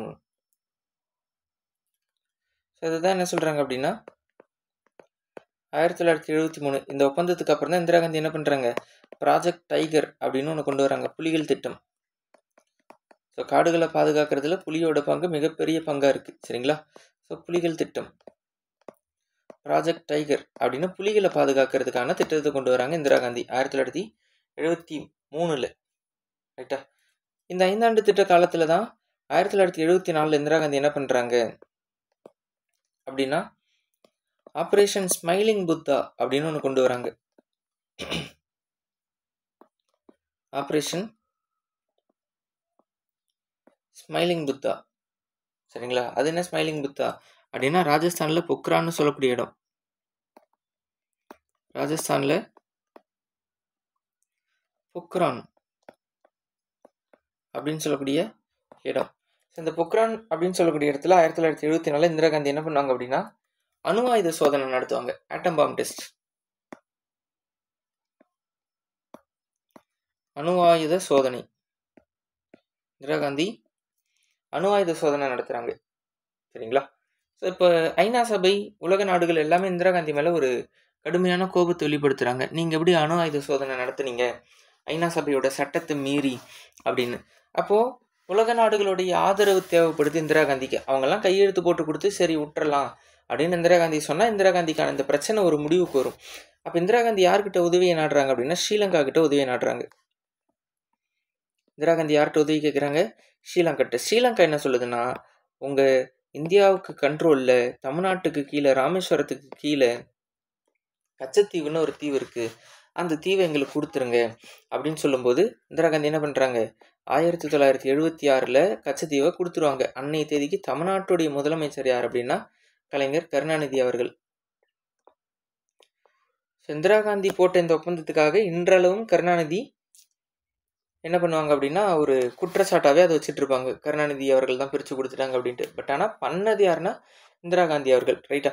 ஸோ இதோட தொடர்ச்சியாக நம்ம இங்கே வேறு என்ன பார்க்க வேண்டியது இருக்குது அப்படின்னு சொன்னால் அடுத்த 5 ஆண்டு திட்டம், that is 5th 5-year plan. 5th 5-year plan, 5வது 5 ஆண்டு திட்டம். ஸோ இதனுடைய காலம் எடுத்துக்கிட்டிங்கன்னா 1974 1979 வரை. ஸோ இந்த 5 ஆண்டு திட்டத்துக்கு ஐடியா கொடுத்தவர் யாருன்னா டிபி தார். இந்த 5 ஆண்டு திட்டத்துக்கு ஐடியா கொடுத்தது யாருன்னா டிபி தார். ஸோ என்னென்ன விஷயத்துக்கு ஒரு ஐடியா கொடுக்குறாரு அப்படின்னா விவசாயம், அக்ரிகல்ச்சர், அடுத்தது தொழிற்சாலை, இண்டஸ்ட்ரீஸ், அடுத்தது மைனிங், சுரங்கம். ஸோ இதெல்லாம் 5வது 5 ஆண்டு திட்டம், சரிங்களா. அக்ரிகல்ச்சர், இண்டஸ்ட்ரீஸ், மைனிங், சுரங்கம், இதுக்கெல்லாம் முக்கியத்துவம் கொடுங்க அப்படின்னு சொல்கிறாங்க. அப்போ இந்த 5 ஆண்டு திட்டத்தில் தான் 1975 இந்திரா காந்தி என்ன கொண்டு வராங்க அப்படின்னா 20 பாயிண்ட் ப்ரோக்ராம் அப்படின்னு ஒன்று கொண்டு வருவாங்க, 20 அம்ச திட்டம்.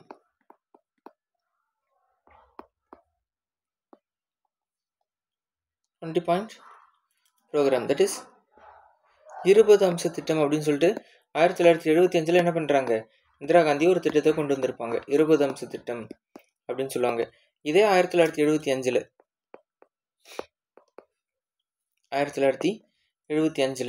எமர்ஜென்சி போடுவாங்க இந்திரா காந்தி, அவசர நிலை, தேசிய அவசர நிலை, எமர்ஜென்சி, தேசிய அவசர நிலை, சரிங்களா. ஸோ இந்த எமர்ஜென்சி போட்டது 4.8% இவங்க என்ன பண்ணுவாங்கன்னா அச்சீவ் பண்ணுவாங்க. அச்சீவ்மெண்ட் இதில் எங்கே அப்படின்னா எவ்வளோ அப்படின்னா 4.8% அச்சீவ்மெண்ட். 5வது ஐந்தாண்டு திட்டத்தில் 5th 5-year பிளானில் 4.8% அச்சீவ்மெண்ட். ஸோ ஒரு growth இருக்குது. 3வதுல வந்து 2% கீழே. 4வது ஐந்தாண்டு திட்டத்தில் எவ்வளோ அச்சீவ் பண்ணாங்க அப்படின்னு சொன்னால் 3.3. 5வது ஐந்தாண்டு திட்டத்தில் 4.8 கிட்ட அவங்க என்ன பண்ணுறாங்கன்னா அச்சீவ் பண்ணுறாங்க, ஒரு வளர்ச்சியை சந்திக்கிறாங்க. பட் இருந்தாலுமே எமர்ஜென்சி போட்டு மாநில அரசுகளுடைய உரிமையை பறிப்பாங்க இந்திரா காந்தி நிறைய இடங்கள்ல. அப்போது 1977 எலெக்ஷனில் இந்திரா காந்தி தோல்வியை சந்திப்பாங்க. 1977 எலெக்ஷனில் இந்திரா காந்தி என்ன பண்ணுறாங்க, தோல்வியை சந்திப்பாங்க. சரிங்களா? அப்போ இந்த எலெக்ஷனில் யார் பிரதமராக மாறும் அப்படின்னா மொரார்ஜி தேசாய். எலெக்ஷனில் பிரதமராக மாறக்கூடிய நபர் யார் அப்படின்னு சொல்லி பார்த்தா மொரார்ஜி தேசாய். இவர் காங்கிரஸ் விட்டு வெளில போயிட்டு எந்த கட்சியில் ஜாயின் பண்ணுறாரு அப்படின்னா ஜனதா பார்ட்டி, ஜனதா கட்சி. ஸோ ஜனதா கட்சி வேட்பாளராக யார் பிரதமராக மாறுற அப்படின்னா மொரார்ஜி தேசாய் பிரதமராக மாறுறாரு. அப்போது 1978 79 இந்த 2 வருஷம் ரோலிங் பிளான் அப்படின்னு சொல்லி ஒன்று உருவாக்குறாரு Morarji Desai. Rolling plan, that is சுழல் திட்டம். ரோலிங் பிளான் அப்படின்னு சொல்லிட்டு மொரார்ஜி தேசாய் ஒன்று உருவாக்குறாரு. இது என்ன அப்படின்னா காட்டேஜ் இண்டஸ்ட்ரீஸை பெருக்கிறது, தட் இஸ் குடிசை தொழிலை மேம்படுத்தணும் அப்படின்னு சொல்கிறாரு. காட்டேஜ் இண்டஸ்ட்ரீஸ், குடிசை தொழிலை மேம்படுத்தணும். அதுக்கப்புறம் டீசென்ட்ரலைசேஷன், அந்த பொருளாதார அதிகார பகிர்வு முறை அப்படின்னு சொல்லக்கூடிய டீசென்ட்ரலைசேஷனை கொண்டு வராரு. பட் இருந்தாலுமே கூட 1979 இவருடைய ஆட்சி வந்து பறிக்கப்படும். ஏன்னா கூட்டணி கலைஞ்சிரும், அந்த ஆட்சி என்ன ஆயிரும், கலைஞ்சிரும், ஆட்சி கலையும், கூட்டணி உடஞ்சிரும். அதனால இவரோட ஆட்சியும் என்ன ஆயிரும், கலைஞ்சிரும். இந்த டைமில் 1980 மறுபடியும் இந்திரா காந்தி பிரைம் மினிஸ்டராக மாறுவாங்க. இந்திரா காந்தி என்ன பண்ணுறாங்க, பிரைம் மினிஸ்டராக மாறுறாங்க. இதே 1980 அவங்களுடைய மகன் சஞ்சய் காந்தி இறந்துடுவார் ஃப்ளைட் ஆக்சிடென்ட்ல. அந்த விமான விபத்தில் இந்திரா காந்தியோட மகன் சஞ்சய் காந்தி இறந்துடுவாங்க. அப்போது அந்த மேனகா காந்தி இவங்க என்ன சொல்லுவாங்க அப்படின்னா, நீங்கள் எமர்ஜென்சின்னு போட்டு உங்களுடைய சர்வாதிகார போக்கு, அந்த எமர்ஜென்சி டைமில் நீங்கள் பண்ண சர்வாதிகாரத்துக்கான பலன் தான் சஞ்சய் காந்தி இறந்துட்டாரு அப்படின்ற அளவு ஒரு கடுமையான வார்த்தையை இந்திரா காந்தியை நோக்கி பேசிடுவாங்க. யார் அப்படின்னா மேனகா காந்தி. சரிங்களா? அதுக்கப்புறம் இந்திரா காந்தி ரொம்ப அமைதியான முறையில் ரூல் பண்ணுவாங்க. அந்த இந்தியா தான் இந்திரா அப்படின்ற அந்த மைண்டெல்லாம் விட்டு வெளில வந்துடுவாங்க. சர்வாதிகார மனநிலையை விட்டு வெளியில் வந்து கொஞ்சம் நார்மலாக ரூல் பண்ண ஆரம்பிப்பாங்க இந்திரா காந்தி. அப்போது அடுத்தது பார்க்க போகிறது 6th 5-year பிளான், 6வது ஐந்தாண்டு திட்டம். 6th 5-year பிளான் 1980 85 வரை இருக்கக்கூடிய 6வது ஐந்தாண்டு திட்டம். சரிங்களா? 6வது ஐந்தாண்டு திட்டம். அப்போ இந்த 5-year பிளான் என்ன சொல்லுவாங்க அப்படின்னா, இதுக்கு முக்கியமான சாராம்சம் இன்வெஸ்ட்மெண்ட் யோஜனா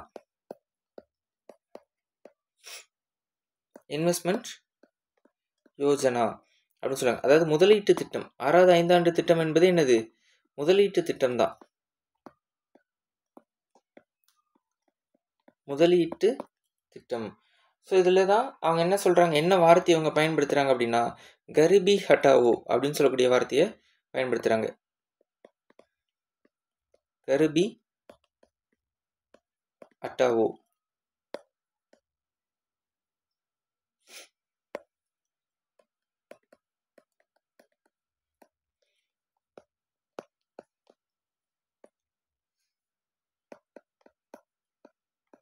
ஸோ 6வது ஐந்தாண்டு திட்டத்தில் பயன்படுத்தக்கூடிய வார்த்தை என்ன அப்படின்னா கரிபி ஹட்டாவோ. ஸோ இதுக்கு இன்னொரு பேர் என்ன அப்படின்னா பாவர்ட்டி எரடிகேஷன், வறுமை ஒழிப்பு. இதுக்கு இன்னொரு அர்த்தம் அல்லது இன்னொரு பேர் என்ன அப்படின்னா பாவர்ட்டி எரடிகேஷன், வறுமை ஒழிப்பு. சரிங்களா? ஸோ இங்கே முக்கியமான சாராம்சமாக என்ன முன்வைக்கப்படுது அப்படின்னா செல்ஃப் ரிலையன்ஸ், தட் இஸ் தற்சார்பு பொருளாதாரம். இங்கே அவங்க எதை முதன்மைப்படுத்துகிறாங்க அப்படின்னா தற்சார்பு பொருளாதாரத்தை தான் முதன்மைப்படுத்துகிறாங்க.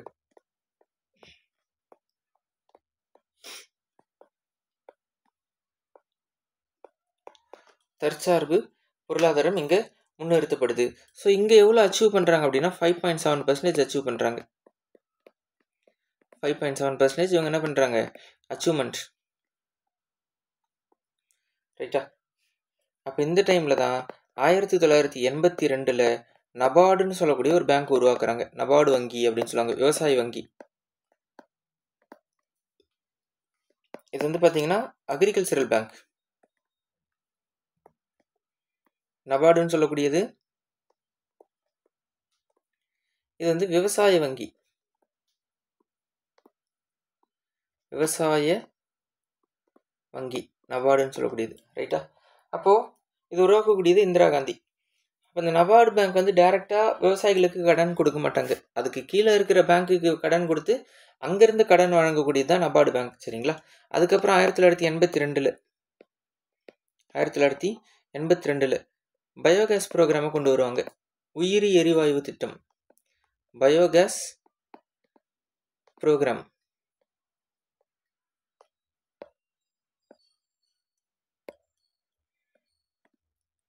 பயோகேஸ் ப்ரோக்ராம், உயிரி எரிவாயு திட்டம்,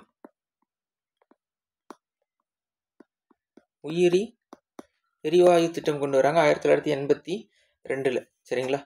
இது போக இந்த நேரத்தில் என்ன நடக்குது அப்படின்னா, சீக்கியர்கள் காலிஸ்தான்னு தனியாக ஒரு நாடு கேட்குறாங்க. சீக்ஸ் எப்படி இஸ்லாமியர்கள் வந்து தனியாக பாகிஸ்தான் கேட்டாங்களோ, தட் இஸ் முகமது அலி ஜின்னா, அதுபோல் சீக்கியர்கள் எங்களுக்கு வந்து காலிஸ்தான் அப்படின்னு ஒரு நாடு வேணும்னு கேட்குறாங்க. காலிஸ்தான். ஸோ சீக்கியர்கள் என்ன பண்ணுறாங்க அப்படின்னா, காலிஸ்தான் சொல்லக்கூடிய ஒரு தனி நாடு கேட்குறாங்க. காலிஸ்தான் சொல்லக்கூடிய தனி நாடு வேணும் சீக்கியர்களுக்குன்னு கேட்குறாங்க. அதில் குறிப்பாக இந்த காலிஸ்தான் அப்படின்றது வேணும்னு கேட்கக்கூடியவர் யார் அப்படின்னா, பிருந்தன்வாலே அப்படின்னு சொல்லக்கூடிய நபர். பிருந்தன்வாலே அவருடைய பெயர் என்ன அப்படின்னா பிருந்தன்வாலே. சரிங்களா? ஸோ இவர் வச்சிருந்த அமைப்போட பேர் காலிஸ்தான் இயக்கம்.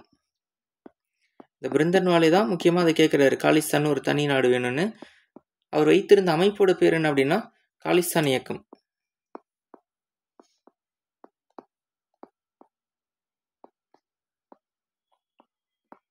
காலிஸ்தான்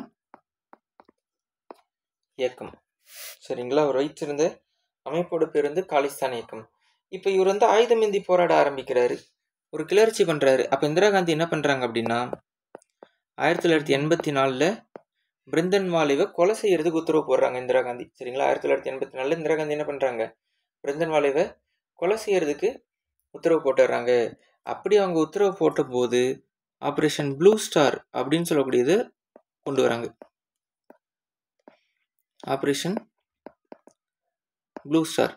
இந்திரா காந்தி என்ன கொண்டு வராங்க அப்படின்னா ஆப்ரேஷன் ப்ளூ ஸ்டார்னு சொல்லக்கூடியதை கொண்டு வராங்க. சரிங்களா? Operation blue star. அப்போ இந்த ஆப்ரேஷன் ப்ளூ ஸ்டாரில் யார் இறந்து போகிறா அப்படின்னா பிருந்தன்வாலே. ஆப்ரேஷன் ப்ளூ ஸ்டாரில் பிருந்தன்வாலே இறந்து போகிறாரு. ஆக்சுவலாக அந்த சீக்கியர்களுடைய புனித தலமான பஞ்சாபில் உள்ள தங்க கோவில் அமிர்தசரஸில் இருக்குது. அமிர்தசரஸ்னு பார்த்தோம் இல்லையா, ஜாலியன் வாலாபாக் நடந்த இடம் அமிர்தசரஸ். சரிங்களா?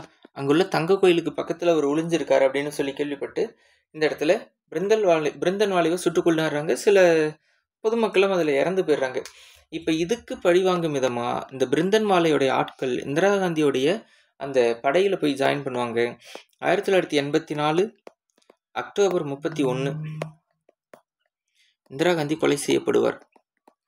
இந்திரா காந்தி என்ன பண்ணுறாங்க, அவங்க வீட்டில் இருந்து வரும்போது 2 சோல்ஜர்ஸ் அவங்கள வந்து மறைக்கிறாங்க துப்பாக்கி வச்சுக்கிட்டு. என்ன மறைக்கிறீங்க, வழி விடுங்க அப்படின்னு இந்திரா காந்தி சொல்லும்போது சரமாரியா 2 பேரும் சேர்ந்து என்ன பண்ணுறாங்க, சுடுறாங்க இந்திரா காந்தியை.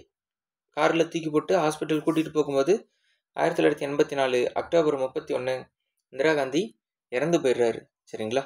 இப்போ ஒரு பெரிய துயர சம்பவமாக பார்க்கப்படுது. 1984 டிசம்பர் மாதம் அங்கங்கே ஹிந்து மற்றும் சீக்கியர்களுக்கான சண்டை. ஒரு சில இடங்களில் மதக்கலவரம் நடக்கும், பட் அது பெரிய அளவில் நடக்காது. ஆனால் சில இடங்களில் சீக்கியர்களுக்கும் ஹிந்துக்களுக்கும் மதக்கலவரமும் நடந்திருக்கு அப்படின்னு சொல்லி பார்க்குறோம். அப்போ 1984 டிசம்பர் மாதம் போபால் எரிவாயு விஷவாயு போபால்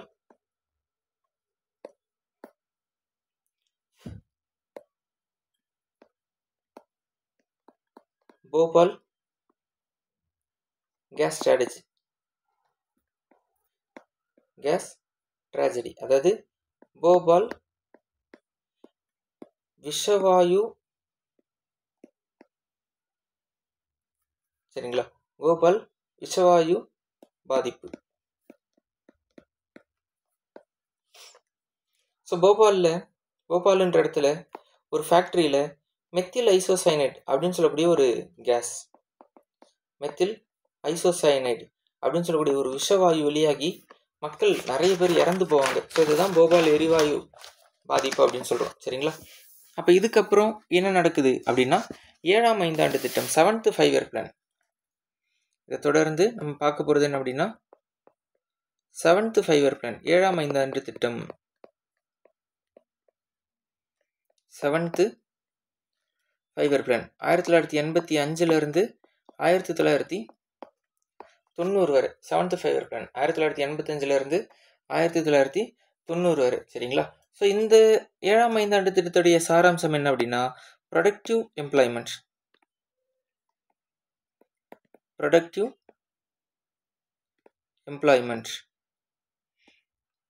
சரியா, தட் இஸ் வேலைவாய்ப்பை உறுதிப்படுத்தணும். இங்கே வந்து அவங்க சொல்லக்கூடிய விஷயம் என்னன்னா வேலைவாய்ப்பை பெருக்கணும், அதுதான் ப்ரொடக்டிவ் எம்ப்ளாய்மெண்ட்.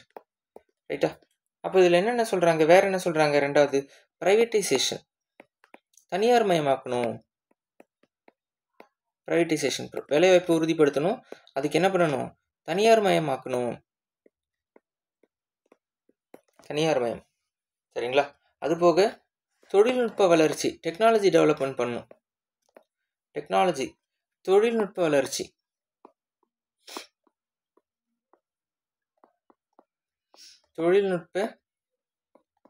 வளர்ச்சி. ஸோ இதெல்லாம் பண்ணணும். அப்போ எங்கள் அச்சீவ்மெண்ட் எவ்வளோ அப்படின்னா 6%. 7வது ஐந்தாண்டு திட்டத்தில் அச்சீவ்மெண்ட் எவ்வளோனா 6%. சரியா, அப்போ இந்த 7வது ஐந்தாண்டு திட்டம் அப்போலாம் பிரசிடென்ட், அந்த பிரைம் மினிஸ்டர் யார் அப்படின்னா 1985 ராஜீவ்காந்தி பிரதமராக மாறுவார். இந்திரா காந்தியோட மகன் ராஜீவ்காந்தி பிரதமராக மாறுவார். சரிங்களா, அதுபோக 1988 தான் என்ன சட்டம் கொண்டு வராங்க அப்படின்னா ப்ரிவென்ஷன் ஆஃப் கரப்ஷன் ஆக்ட், ஊழல் தடுப்பு சட்டம். ப்ரிவென்ஷன் ஆஃப்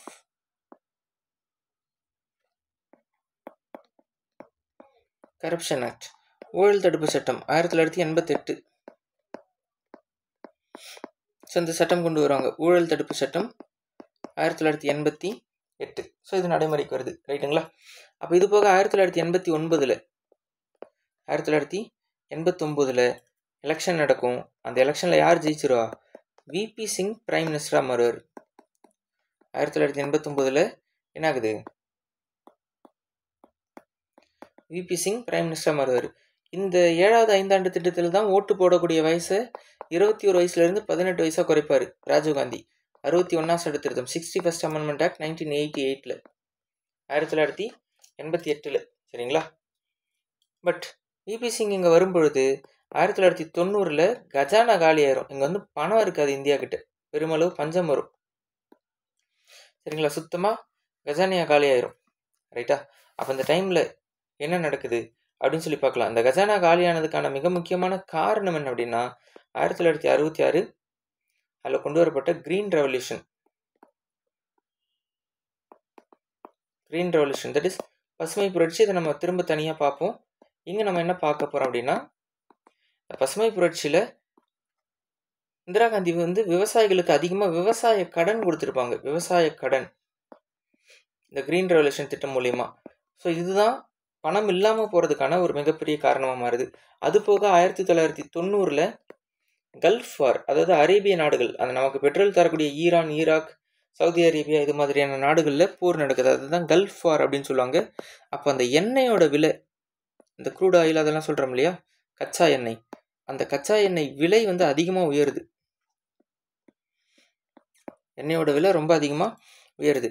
அப்போ இதோடைய காரணமாக இந்தியாவில் பணவீக்கம் ஏற்படுது, இன்ஃப்ளேஷன். பணவீக்கம்னா பொருளுடைய ரேட் அதிகமாக கூடுதுன்னு அர்த்தம். இன்ஃப்ளேஷன் இன் இந்தியாவில் என்ன பண்ணுறாங்க அப்படின்னா பணவீக்கம் அதிகமாகுது. சரிங்களா, அப்போ அது போக பார்த்தீங்கன்னா ஃபிஸ்கல் டிஃபிசிட், நிதி பற்றாக்குறை ஏற்படுது. ஃபிஸ்கல் டிஃபிசிட், நிதி பற்றாக்குறை,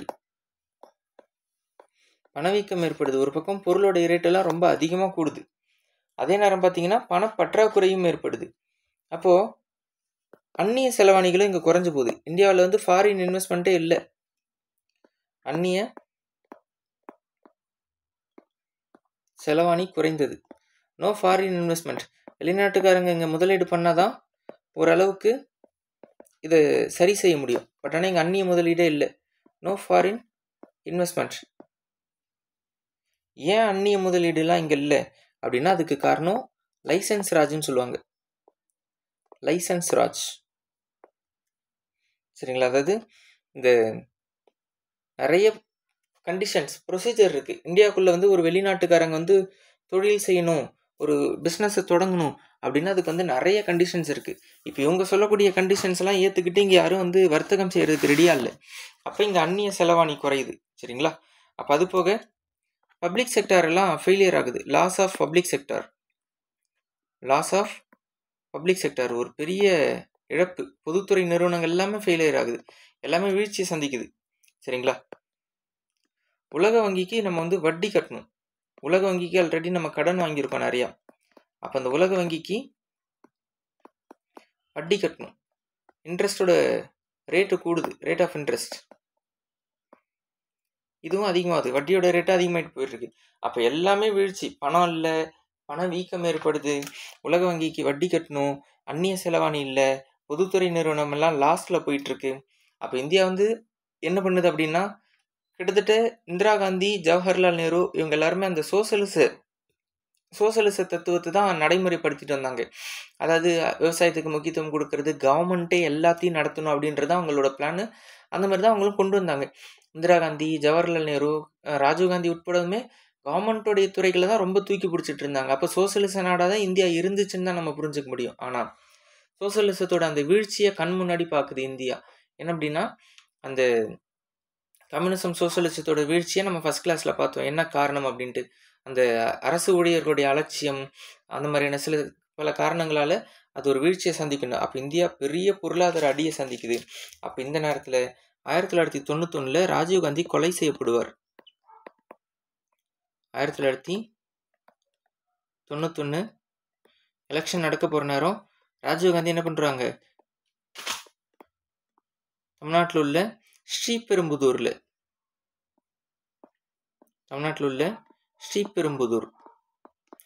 ஸ்ரீபெரும்புதூரில் என்ன பண்ணுறாங்க, கொலை செஞ்சுருவாங்க, சரியா? ஸ்ரீபெரும்புதூரில் கொலை செஞ்சுருவாங்க.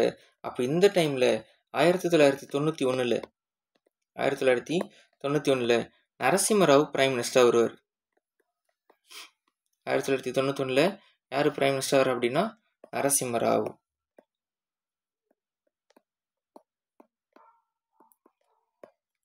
சரிங்களா? நரசிம்மராவ் பிரதமராக வராரு. வெளிநாட்டில் இருந்து ஒருத்தர் கூப்பிட்டு வருவாங்க. ஆக்சுவலாக இந்தியா நாட்டுக்காரர் தான் வெளிநாட்டில் இருப்பார்.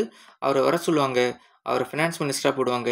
அப்படி இந்த பிரச்சனையை சரி செய்கிறதுக்காக வெளிநாட்டில் இருந்து வந்த இந்தியர் யார் அப்படின்னா மன்மோகன் சிங். சரிங்களா? இவ்வளோ பெரிய பொருளாதார பிரச்சனையை சரி செய்யணும். அப்போது இந்த ஐஎம்எஃப்னு சொல்லக்கூடிய ஐஎம்எஃப், அதாவது இன்டர்நேஷ்னல் மானிட்டரி ஃபண்டுன்னு சொல்லுவாங்க. நம்ம ஃபஸ்ட் கிளாஸ்லேயே பார்த்தோம். இன்டர்நேஷ்னல் மானிட்டரி ஃபண்ட், உலக வங்கி. ஸோ இவங்க ஒரு ஐடியா கொடுக்குறாங்க இந்தியாவுக்கு. அந்த ஐடியா என்னென்னா LPG, that is liberalisation.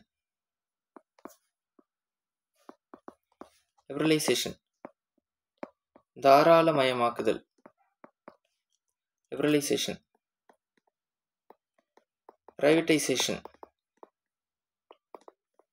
Privatisation, தனியார் மயமாக்குதல்.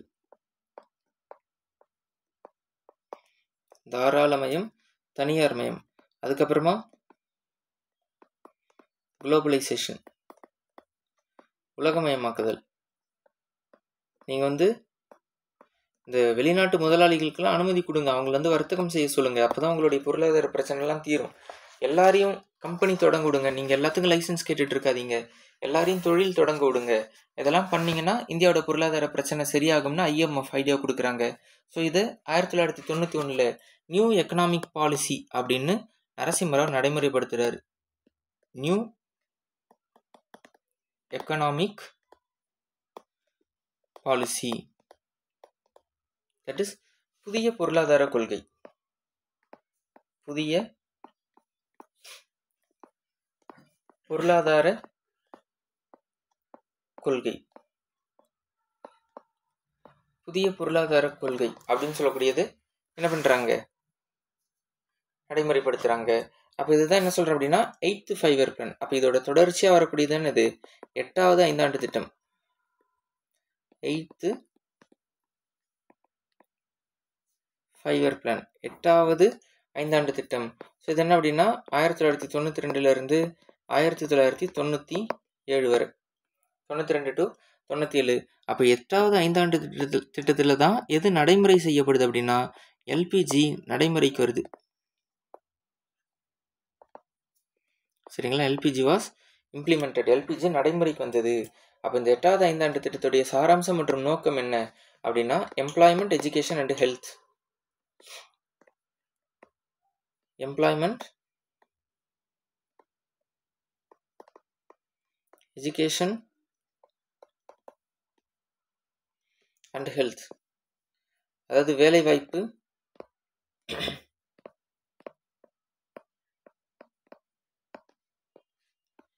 கல்வி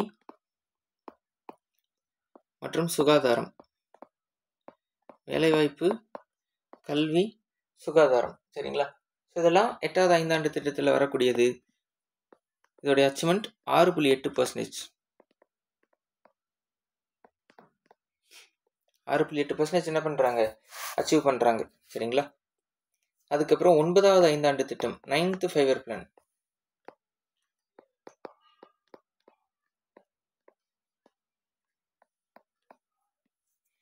9வது ஐந்தாண்டு திட்டம் 1997 இருந்து 2002 வரை. ஸோ இதோட அச்சீவ்மெண்ட் எடுத்துக்கிட்டிங்கன்னா 5.6%. ஸோ இனிமேல் நம்ம டக்குன்னு டேட்டாஸ் மட்டும் பார்த்துட்டு போயிடலாம். சரிங்களா, அச்சீவ்மெண்ட்னு எடுத்துக்கிட்டிங்கன்னா 5.6%. ஸோ இதோடைய சாராம்சம் என்ன அப்படின்னா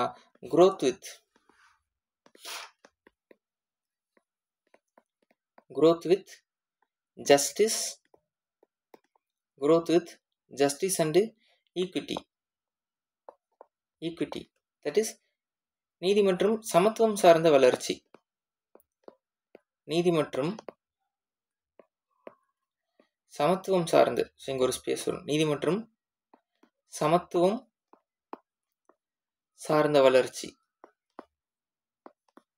நீதி மற்றும் சமத்துவம் சார்ந்த வளர்ச்சி அப்படின்னு சொல்றாங்க. சரிங்களா, அப்ப இந்த டைம்ல 1998 ஆபரேஷன் சக்தி அப்படின்னு ஒன்று கொண்டு வராங்க. ஆபரேஷன் சக்தி. ஸோ இது என்ன அப்படின்னா வாஜ்பாய் பிரைம் மினிஸ்டரா இருக்காரு. சரிங்களா, இதோட பிரைம் மினிஸ்டரா யார் இருக்கு அப்படின்னா வாஜ்பாய். அப்ப இவரு 2ஆம் அணு ஆயுத சோதனை நடத்துறாரு பொக்ரான்ல, second atomic bomb test.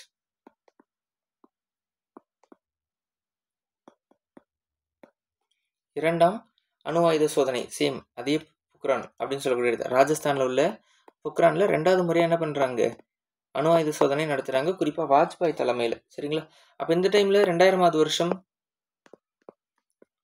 National population policy அப்படின்னு ஒன்று கொண்டு வராங்க. தேசிய மக்கள் தொகை கொள்கை, நேஷனல் பாப்புலேஷன் பாலிசி அப்படின்னு ஒன்று கொண்டு வராங்க. தேசிய மக்கள் தொகை கொள்கை அப்படின்னு ஒன்று கொண்டு வராங்க. அதுக்கப்புறம் 1999 இந்த 9வது ஐந்தாண்டு திட்டத்தின் போது தான் கோல்டன் குவாட்ரிலேட்ரல் ரோடு அப்படின்னு ஒன்று கொண்டு வராங்க. கோல்டன் குவாட்ரிலேட்ரல் ரோடு, தங்க நாற்கர சாலை அப்படின்னு ஒன்று கொண்டு வராங்க. தங்க நாற்கர சாலை. ஸோ ஒரு 4 முக்கியமான ஊர்களை இணைக்கிற மாதிரியான ஒரு சாலை என்னென்ன அப்படின்னா டெல்லி, கொல்கத்தா, பாம்பே மற்றும் சென்னை. டெல்லி, கொல்கத்தா, பாம்பே, சென்னை இந்த 4 ஊர்களை இணைக்கக்கூடிய ஒரு சாலை தங்க நாற்கர சாலை, கோல்டன் குவாட்ரிலேட்டரல் ரோடு அப்படின்னு சொல்லிட்டு 1999 உருவாக்குறாங்க. சரிங்களா? அதுக்கப்புறம் 10வது ஐந்தாண்டு திட்டம், 10th 5-year பிளான்,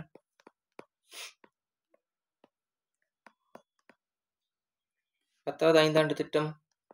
ஸோ இது 2002 2007 வரை. ஸோ இங்கே இதோடைய நோக்கம் மோட்டோ என்ன அப்படின்னா doubling per capita income, doubling per capita income in 10 years. 10 ஆண்டுகளில்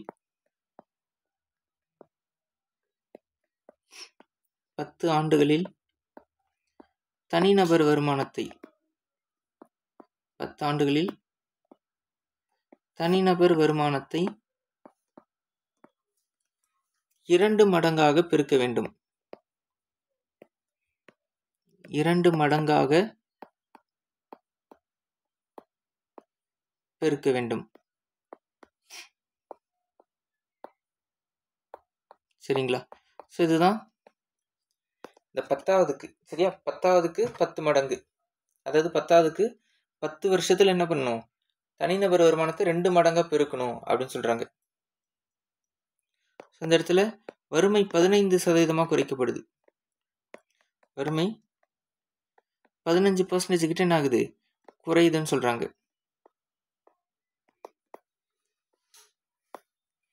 அது போக இந்த ஐந்தாண்டு திட்டத்தில் 2004 வரை அப் டு 2004 2004 வரை இந்தியாவோட பிரதமராக வாஜ்பாய் இருப்பார். இந்தியாவோட பிரதமராக 2004 வரை யார் இருக்கா அப்படின்னா வாஜ்பாய். 2004 2004 மன்மோகன் சிங் பிரைம் மினிஸ்டர் இருப்பார். மன்மோகன் சிங் இவர் பிரைம் மினிஸ்டராக இருக்கார். கிட்டத்தட்ட 8% அச்சீவ் பண்ணுறாங்க. அச்சீவ்மெண்ட் எவ்வளோ அப்படின்னா 8%. ஸோ ரொம்ப அதிகமான ஒரு growth. எல்பிஜி நடைமுறை செஞ்ச பிறகு ஒரு பெரிய வளர்ச்சி, 8% என்ன பண்ணுறாங்க, வளர்ச்சியை சந்திக்கிறாங்க. சரிங்களா? ஒரு பெரிய வெற்றியாக பார்க்கப்படுது. அதுக்கப்புறம் 11th 5-year பிளான், 11வது ஐந்தாண்டு திட்டம், 11th 5-year பிளான், 11வது ஐந்தாண்டு திட்டம். ஸோ இதனுடைய காலம் எடுத்துக்கிட்டிங்கன்னா 2007 2012 வரை, 2007 to 2012. இதனுடைய சாராம்சம் என்ன அப்படின்னா faster and more inclusive growth. Faster and more inclusive growth. வேகமாக மற்றும் உள்ளடக்கிய வளர்ச்சி. வேகமாக மற்றும் உள்ளடக்கிய வளர்ச்சி அப்படின்னு சொல்லுவாங்க. ஸோ இங்கே அச்சீவ்மெண்ட் எவ்வளோ அப்படின்னா 7.9% அச்சீவ்மெண்ட். இங்கே எவ்வளோ ஜெயிச்சிருக்காங்க அப்படின்னா 7.9%, 7.9%. அடுத்தது 12th 5-year பிளான், 12வது ஐந்தாண்டு திட்டம். ஸோ இது 2012 2017 வரை. ஸோ இதோடைய சாராம்சம் என்ன அப்படின்னா ஃபாஸ்டர் இன்க்ளூசிவ்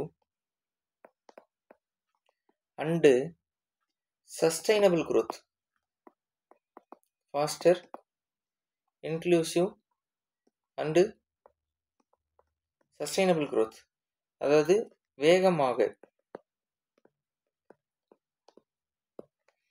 உள்ளடக்கிய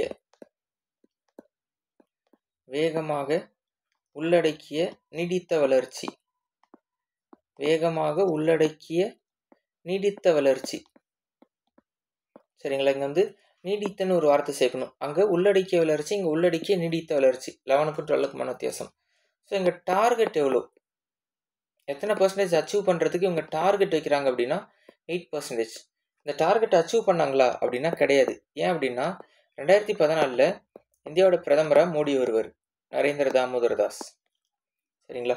அப்போ அவர் என்ன பண்ணுறாரு அப்படின்னா 2015 இந்த 5 இயர் பிளான், அந்த 5 இயர் பிளான்ன்ற கான்செப்டே, அந்த பிளானிங் கமிஷனையே, திட்டக்குழு 5 இயர் பிளான் எல்லாத்தையும் மொத்தமாக ஸ்டாப் பண்ணி கேன்சல் பண்ணுறாரு. பிளானிங் கமிஷன் மற்றும்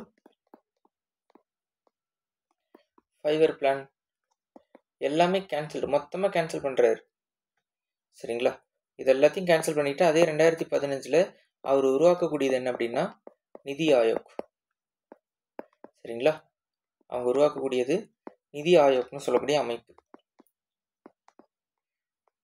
அப்போது 5 ஆண்டு திட்டம் முழுமையாக முடியுது. அப்போ இந்த 5 ஆண்டு திட்டங்கள் எல்லாம் சேர்ந்து தான் இன்னைக்கு இந்தியாவை இந்த ஒரு நிலைமைக்கு பொருளாதாரத்தில் வளர்த்து கொண்டு வந்து வச்சுருக்காங்க. சரிங்களா?